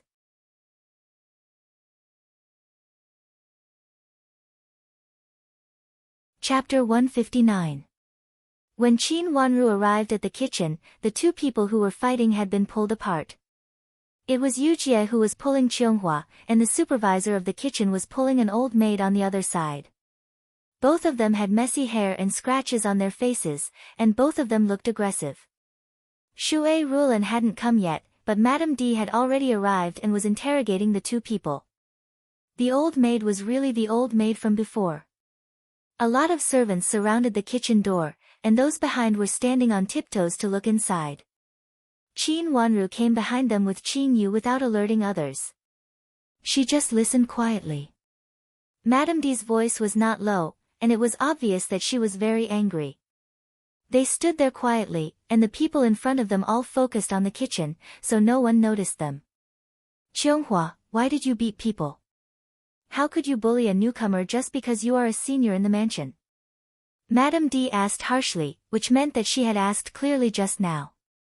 Madame D, it's clear that she provoked me on purpose and spoke ill of my master. I was so angry that I fought with them, and... Qianghua's eyes fell on several bowls of bird's nest porridge which were exactly the same on the stove. When she was about to mention this matter in a very angry tone, her wrist was pinched by Yu Jie fiercely. She uttered ouch due to the pain, but she couldn't finish her words. Qianghua, did you tell the truth? She is a newcomer, and who gave her the courage to provoke you, a senior in the mansion? She didn't even know who you are, but she provoked you. Is she stupid? Madame D sneered. Madam, you have to uphold justice for me. I came to the kitchen to get the bird's nest porridge you ordered, but this servant girl, I don't know who she is. She said that your bird's nest porridge was taken from her master and that it belongs to her master. I didn't accept it, so I argued with her. I didn't expect that she would hit me. Please uphold justice for me, madam.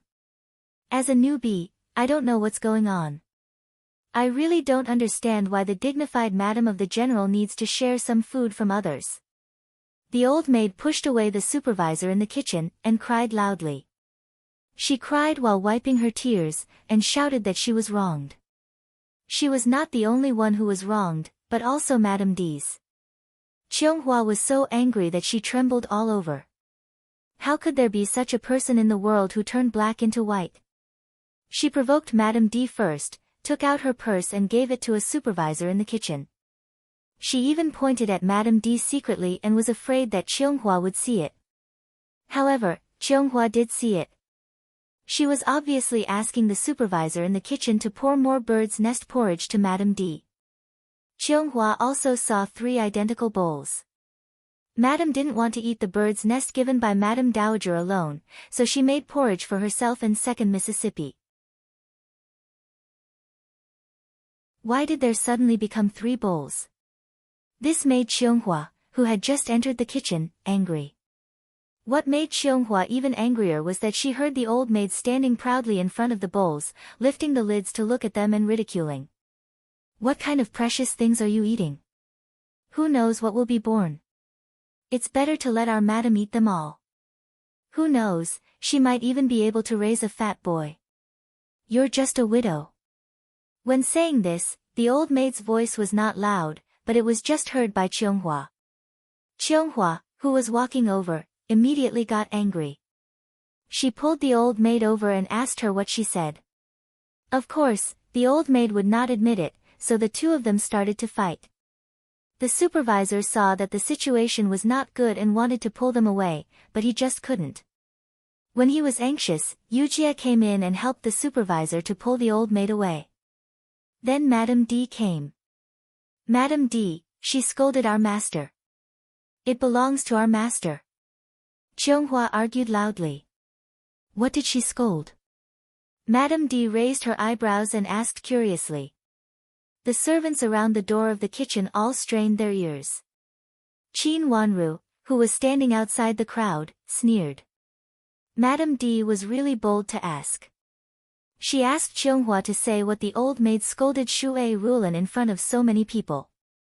As a servant, how could she, Qin Wanru, say it? The old maid's scolding must be extremely vicious, and it was the kind that made Shui Rulan lose face. Madame D, she scolded our master, she. Cheonghua was so anxious that she was about to cry, but she couldn't say it out. Madam, you see, she can't say it out. It's obvious that she deliberately framed me. Now she knows it's not true, and she can't even answer your words. The old maid seemed to be a clever one. She immediately seized the opportunity to point at Cheonghua and screamed, with a complacent look on her face. The word widow was not something that a servant dared to say in front of so many people. Moreover, there were so many new servants in the mansion, and few people knew that Shui Rulan was a widow. If it was said by her personal servant girl, it would be a joke. Look, I asked you to say it, but you didn't say it. How can I help you? Cheonghua, did you really frame her? She is just an old maid. Even if she is a servant in my yard, she is just a new servant. Why can't you tolerate her? It will make your madam look bad. Madame D said to Cheonghua earnestly. Her voice actually became gentle, as if she was really on Cheonghua's side. Cheonghua couldn't defend herself. She wanted to say it, but she didn't know where to start. She couldn't help but want to rush to the old maid and slap her hard to wipe off the nasty smile on her face. At this time, she even looked at her with provocative eyes, with obvious complacency in her eyes. Cheonghua, no matter what, the matter between your madam and me is a family affair. Even if we don't get along well, it's not something that you, a servant girl, can meddle in and take advantage of. But now you dare to frame my servant girl, and you keep saying that she provoked you and scolded your master. I asked you to say it out, but you have nothing to say.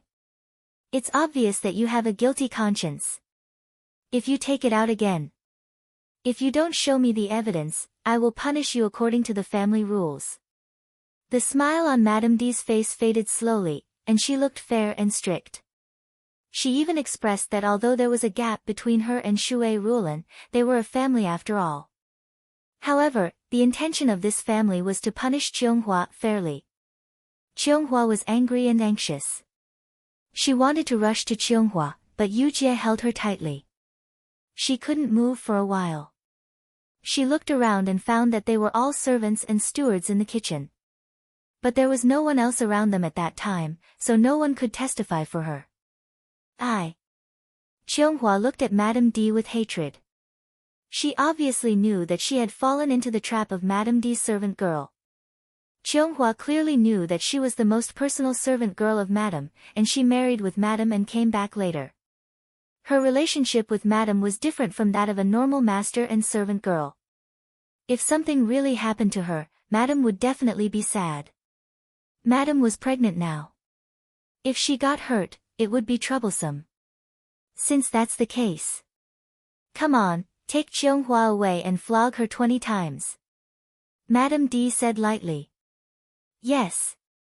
Immediately 2 rough old maids came over and dragged Cheonghua out. After being flogged 20 times, she would be skinned even if she didn't die. At least she couldn't serve Shui Rulin for a period of time.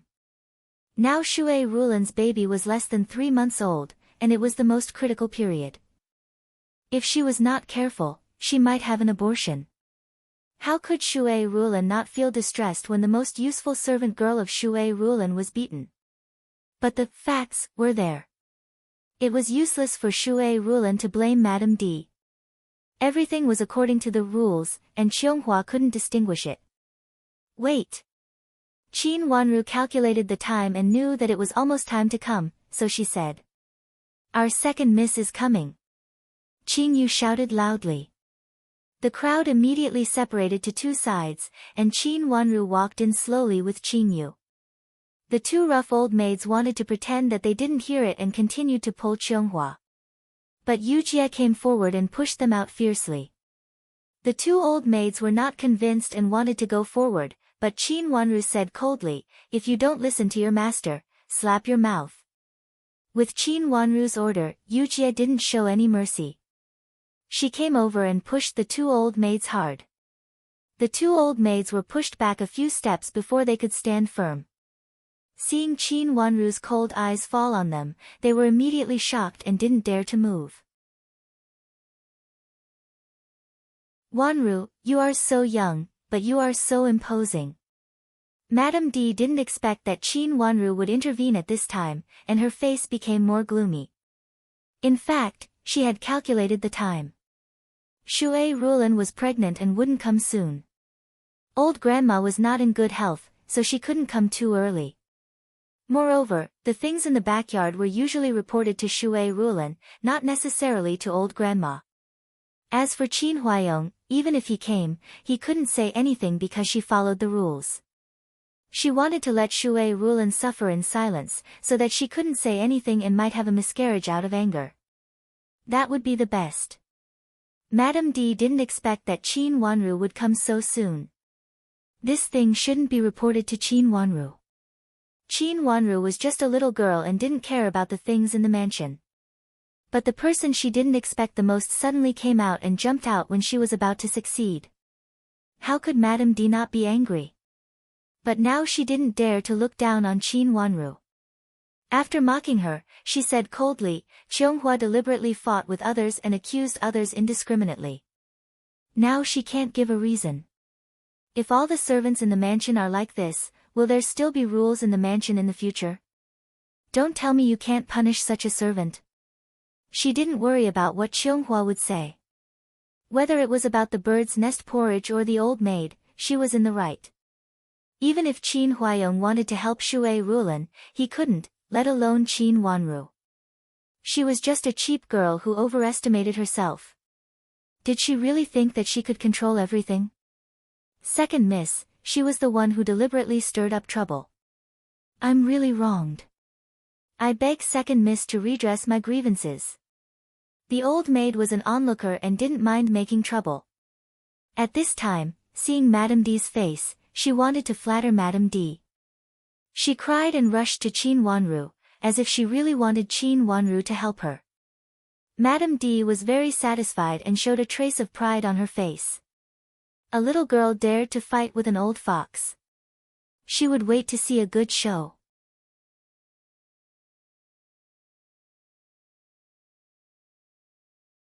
Chapter 160. Yujie, wake her up. Qin Wanru sneered. Before everyone understood what Qin Wanru meant, Yujie had come over and slapped the old maid twice. Then she kicked the old maid fiercely on her chest and kicked the old maid to the ground. Everyone was shocked. The people around Second Miss were so cruel. In the past, this servant girl named Yujie was also kind and smiled when she met people. Many onlooking servant girls and old maids could not help but step back and did not dare to get close to Yujie for fear of accidentally provoking her. In the past, they only thought that Second Miss was the daughter of Madame Shui and Madame Shui was the madam of the head of the family, so they would naturally flatter her. Moreover, now Madame Shui was pregnant. Being respectful to Second Miss was being respectful to Madame Shui. Everyone in the mansion was not stupid and respected her. Now they found that although Second Miss was so young, she had a strong momentum. It seemed that she was more powerful than the two madams in the mansion. She stood there and faced Madame D, but she was not weak. Instead, she seemed to be more powerful. No servant here dared to look down on Qin Wanru anymore. You are rebellious, rebellious. Qin Wanru, you are really rebellious. Madame D trembled with anger. Nanny Zhou standing behind her was also scared and her face turned pale. No one expected that Qin Wanru would come up and slap her. She did not give anyone a chance to explain at all, or even if she explained, she did not intend to listen to others' explanation. Madam, are you very angry? Qin Wanru turned to look at Madame D and suddenly smiled sweetly. Such a smile was a little childish and sweet, but at this time, it made the servants present step back involuntarily. They inexplicably felt a little danger from Second Miss' smile. The scene was very quiet, absolutely silent. Qin Huayong came with Shui Rulan. The reason why he came late was that he happened to be at Shui Rulan's place. Shui Rulan was pregnant and walked slowly. Hearing that Xianghua had an accident, Shui Rulan couldn't wait to come over immediately. However, because Qin Huayong was there, he was afraid that something bad would happen to her, so he took her very slowly. Therefore, she arrived at this moment. When Qin Huayong came in and saw the scene in front of him, he frowned and wanted to come in, but his hand was held by Shui Rulan. Looking at Qin Wanru standing in the crowd, Shui Rulan intuitively felt that she should not let Qin Huayong go at this time, so she simply held Qin Huayong's hand and stood outside the crowd. At this time, everyone's attention was focused on the inside, so they did not notice Qin Huayong and Shui Rulan, who came with only a servant girl and a manservant. You! How dare you! Looking at the people around, Madame D gritted her teeth and scolded, no matter how useless this old maid is, she is still my woman. How dare you be so unfilial! Gritting her teeth, Madame D's beautiful face twisted with anger. In front of so many servants, she not only failed to establish her authority, but also allowed a little girl to climb over her head to establish her authority. Qin Wanru, you are so unfilial. Kneel down. She decided not to quarrel with Qin Wanru anymore. This time, she brought people here, and wanted to beat Shui Rulan's servant before Shui Rulan, and beat her with the kind that was difficult to defend herself. It would be better if Shui Rulan was so angry that she fainted. At this time, she could not beat Xianghua, so she vented her anger on Qin Wanru, using the so-called filial piety. Even if she was not Qin Wanru's mother now, as long as she was Qin Huayong's official wife, she would be Qin Wanru's elder, and the so-called filial piety could make her unable to stand up. This dynasty ruled the world with filial piety, and Madame D did not believe that she could not really suppress Qin Wanru, this bitch. Moreover, it was obvious that she was in the right. Madam, why do you ask me to kneel down? Did I do something wrong? Qin Wanru raised her pink little face, and her eyes became indifferent and cold. You beat my servant indiscriminately, shouldn't you kneel down and apologize? Madame D pounded the table and said coldly. Then, Madam, you beat my mother's servant without saying anything. Should you also apologize? Qin Wanru did not yield. She just glanced over the crowd, and had already seen Qin Huayong standing outside the crowd with his hands behind his back. Her eyes were slightly dim, and then a trace of smile flashed in her eyes. It was better that Qin Huayong did not come in, so that he could hear it clearly. Without him, it would be easier for Madame D to speak out her thoughts. Qin Wanru, you are so presumptuous. That servant girl framed others, and you actually helped her, and even contradicted me. Is it because she is Shui Rulan's servant? Madame D gnashed her teeth, and she really could not afford to be humiliated by this little girl again and again. She was also a dignified madam of the mansion, and in her mind, she was the only madam of the Qin's mansion. Now she was actually stumped by such a little girl, how could she not be annoyed? Madam, I didn't hear that Qianghua framed others, but I found that the old maid around Madame D had bad intentions, and deliberately stirred up trouble. Did she do this to make Mother angry? Mother's health is not good now, and she can't bear such a thing. Qin Wanru said calmly, and her eyes fell on Madame D indifferently. An old maid who has just entered the mansion dared to be so bold to confront the principal servant girl of Madame D. Madam, I actually want to ask who gave her such courage to do this. Qin Wanru did not let Madame D interrupt, and continued to say. Her eyes fell on Madame D more and more intensely, as if she could see through her heart. As soon as she said this, everyone's eyes fell on Madame D and the old maid immediately. This old maid was new, and the people in the kitchen had not seen her before. Moreover, thinking that the old maid teeth had just arrived, she should be one of the new batch. Shouldn't the new batch be careful? Why did this old maid look like a wily old fox? There were many old maids in the kitchen, and many of them were smart. At this time, when they looked at this old maid, they all felt very suspicious, and it did not seem that she had just come in. Qin Huayong reached out to hold Shui Rulan's hand. Shui Rulan's hand was very cold. Just now, she was anxious and sweating, but she could not walk fast. At this time, seeing that Qin Wanru was here, she felt relieved in her heart. After the sweat on her body subsided, she felt very cold. If it were not for Qin Wanru, Qianghua might have been in danger now.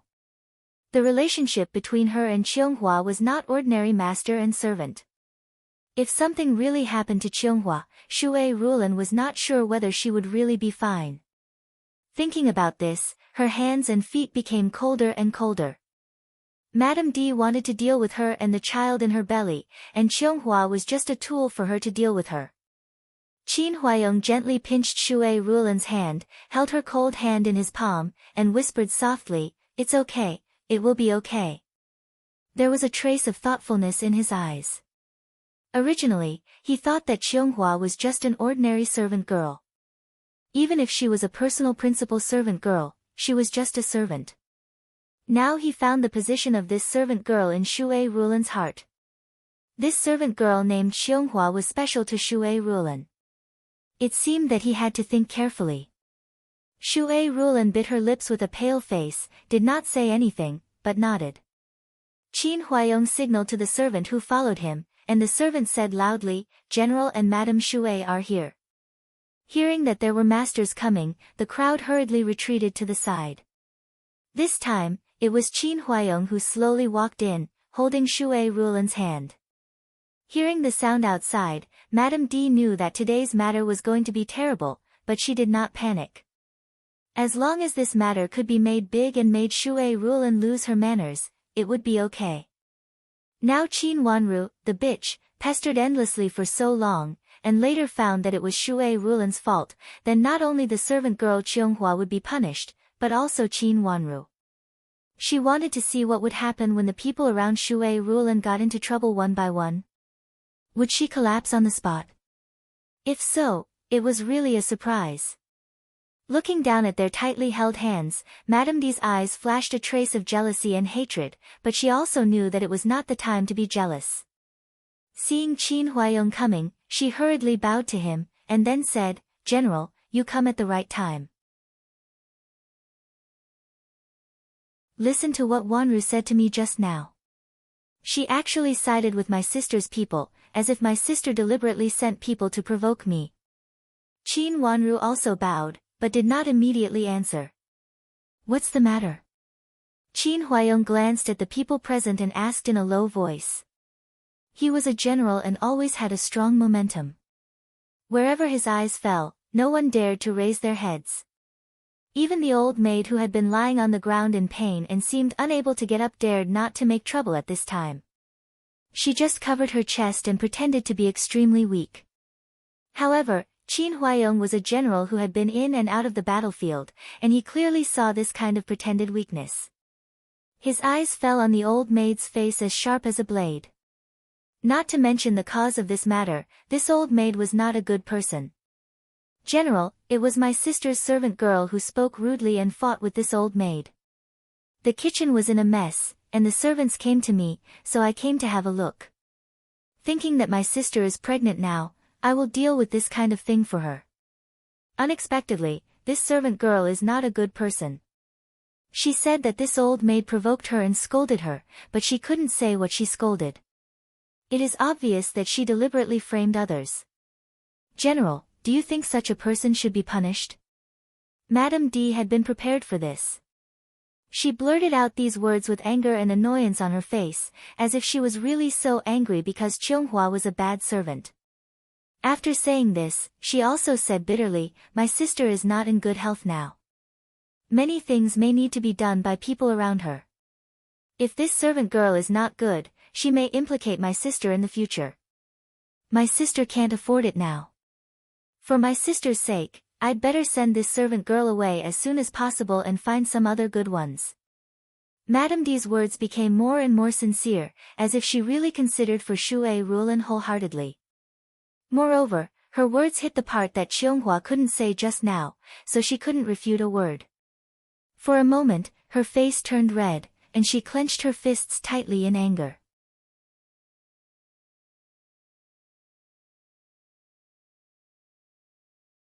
Chapter 161. Madame D's words were watertight, and she was generous and decent. No matter from which aspect, she couldn't find any fault. However, when she was so reasonable, Qin Wanru still went against her. "General, look at Wanru. She doesn't know the meaning of filial piety now and she is so willful. This is the capital city, not Jiangzhou in the past. The capital city is full of misses from aristocratic families. Not to mention us, even misses from aristocratic families in the capital city dare not be so willful." Seeing Qin Wanru stood out as expected, Madame D looked sad. She wiped her eyes with a handkerchief and showed a sad look. "When I took care of Wanru, she was just a naive child." It meant that Qin Wanru was now under Shui Rulan's name and was misled by Shui Rulan. How could she be so willful in such a short time? Of course, Qin Huaiyong would not allow Qin Wanru to be so willful. It was better to punish Qin Wanru heavily. At that time, Shui Rulan would be more sad and sad. It was certainly the best to add fire to the original foundation. Qin Huaiyong frowned and looked at Qin Wanru. He was slightly unhappy. "Wanru, do you know what you are talking about?" "Father, it was really this old maid who deliberately caused trouble." Qin Wanru looked at Qin Huaiyong calmly and said. "What do you mean?" Qin Huaiyong asked in a low voice. Madame D's eyes showed a complacent look. She could see that Qin Huaiyong was a little angry. That was the best. She was afraid that Qin Huaiyong would not be angry. She did not believe that Qin Wanru could explain the matter of Chionghua. As long as this matter could not be explained, Qin Wanru would be punished no matter what she said. She was just a little girl who knew nothing and dared to get involved in this mess. But it was a surprise.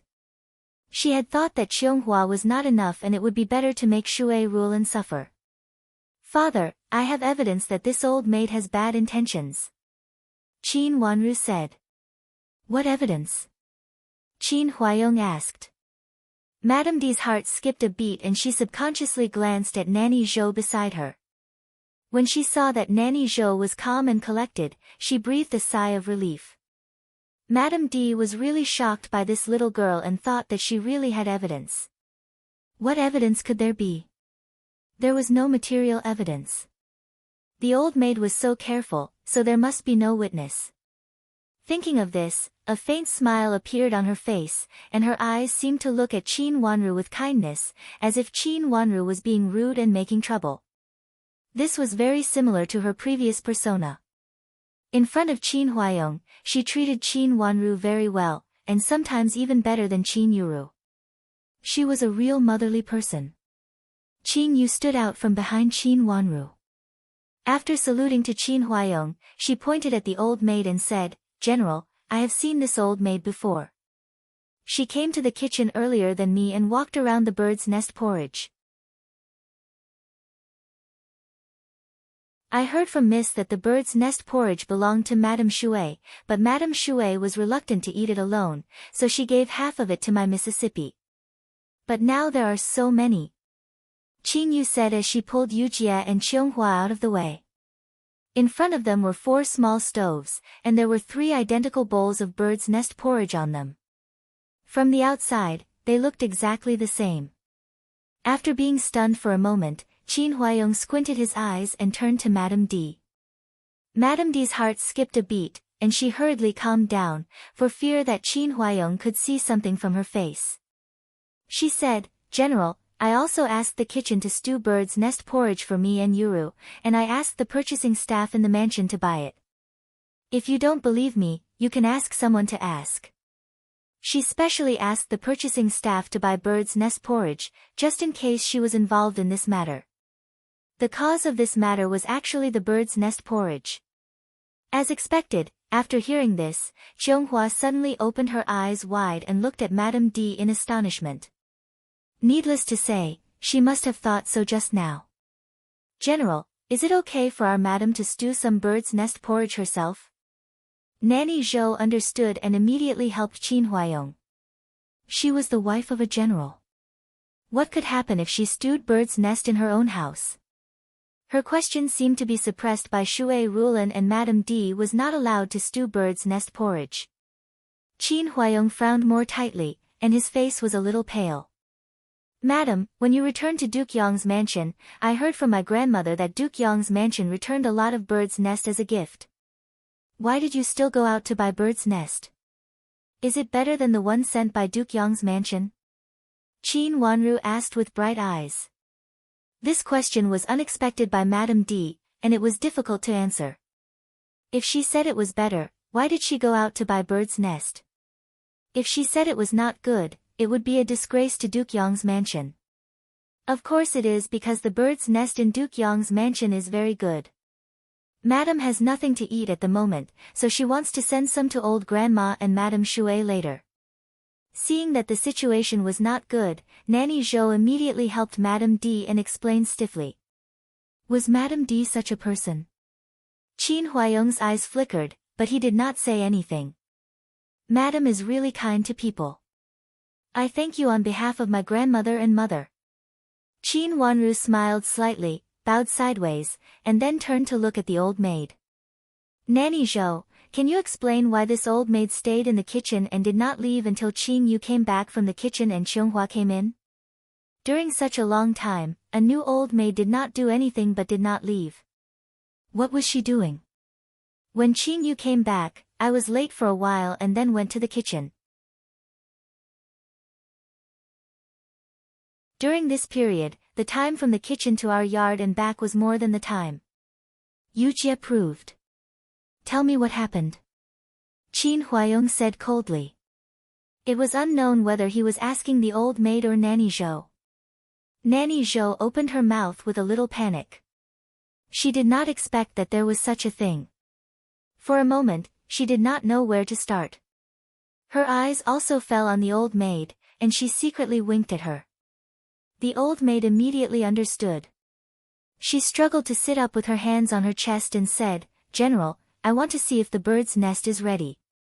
Madam likes to eat the stewed bird's nest." I wanted to leave, but the bird's nest is not ready, so I waited for a while. Then Madame Shui's servant girl came. After saying that, the old maid deliberately coughed a few times in a low and painful voice. She looked very dispirited. It turns out to be because of this. No wonder she has been gone for so long. Nanny Zhou seemed to be suddenly enlightened. She turned to Qin Huayong and said respectfully, "General, this old maid is new." I was afraid that she didn't understand, so I specially told her that Madam likes to eat bird's nest porridge, which is very rotten, and asked her not to rush to take it. I just said it casually, but I didn't expect that this old maid was so stubborn and waited here. Looking at the way Nanny Zhou and the old maid echoed each other, and then looking at the trace of complacency in Madame D's eyes, Qin Wanru showed a trace of disgust in her eyes. This old maid was really wily. She could even think of such a reasonable reason at this time. Then why did she secretly put a purse into the kitchen supervisor's purse in front of me? Qing Yu said loudly, pointing at an old maid hiding in the crowd. At that time, I also wondered why there were 2 more bowls of bird's nest porridge, so she secretly put a purse into the supervisor's purse and kept looking at me secretly. It seemed that she put the purse into the supervisor's purse for this reason. Yes, that's it. I also saw her put the purse into the supervisor's purse in front of me. It seemed that she wanted to hide it from me, but in fact, I happened to see it. This time it was the supervisor who put the purse into the supervisor's purse. Qianghua also came to her senses at this time. She pointed at another supervisor hiding in the crowd and said, "At that time, this old maid was also peeping at me, and I happened to see whether Madam's bird's nest porridge was ready." The 2 old stewards who were accused wanted to hide in the crowd, but the crowd had already dispersed to both sides, exposing the 2 of them. "What's the matter?" Qin Huayong's eyes fell on the 2 old maids coldly. The 2 old maids looked at each other and knelt down with a plop sound. "General, she just asked us to take good care of Madam's bird's nest porridge in the future and asked us to do our best. That purse was also given by Madam." Yes, that's it." She didn't say anything else. The 2 old maids didn't dare to hide and said hurriedly. She gave the purse in front of Qing Yu or Qianghua twice.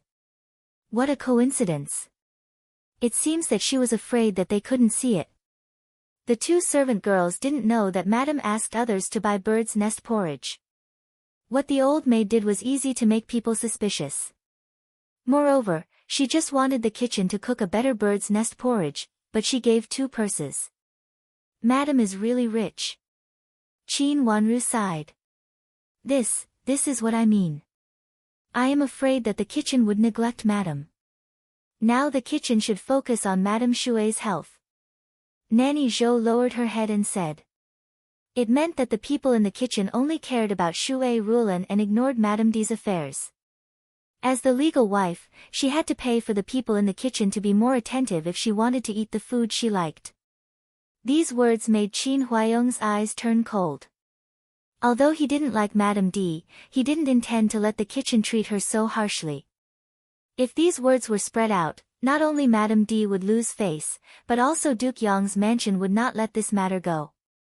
Cousin, it seems that there is another mystery in this matter. Then let's arrest them together and I will ask them carefully. Shui Rulan had seen through it at this time and anger flashed in her eyes. Is my sister's health really okay? It will not be good if she is angry later. Moreover, one of them is my sister's servant. Madame D looked concerned, but when her eyes fell on Shui Rulan's face, she looked a little provocative. Of course, she meant that Shui Rulan should avoid arousing suspicion. When Madame was about to beat Qianghua, you didn't say so. This old maid is Madame's servant, right? Qin Wanru didn't intend to let her be so complacent. If she wanted to avoid arousing suspicion, Madame D should also avoid arousing suspicion. Qin Wanru raised the corner of her mouth and continued with a smile, moreover, there is one more thing that I want to tell Madame to consider in detail. You're tuning in to the Blissful Bookshelf YouTube channel. We're so grateful for your support, and don't forget to subscribe to join us on this incredible journey through captivating stories. Your generosity through donations truly makes a world of difference, as it's the primary source of revenue that allows me to expand and enhance this channel for you. Thank you from the bottom of my heart for being a part of this adventure.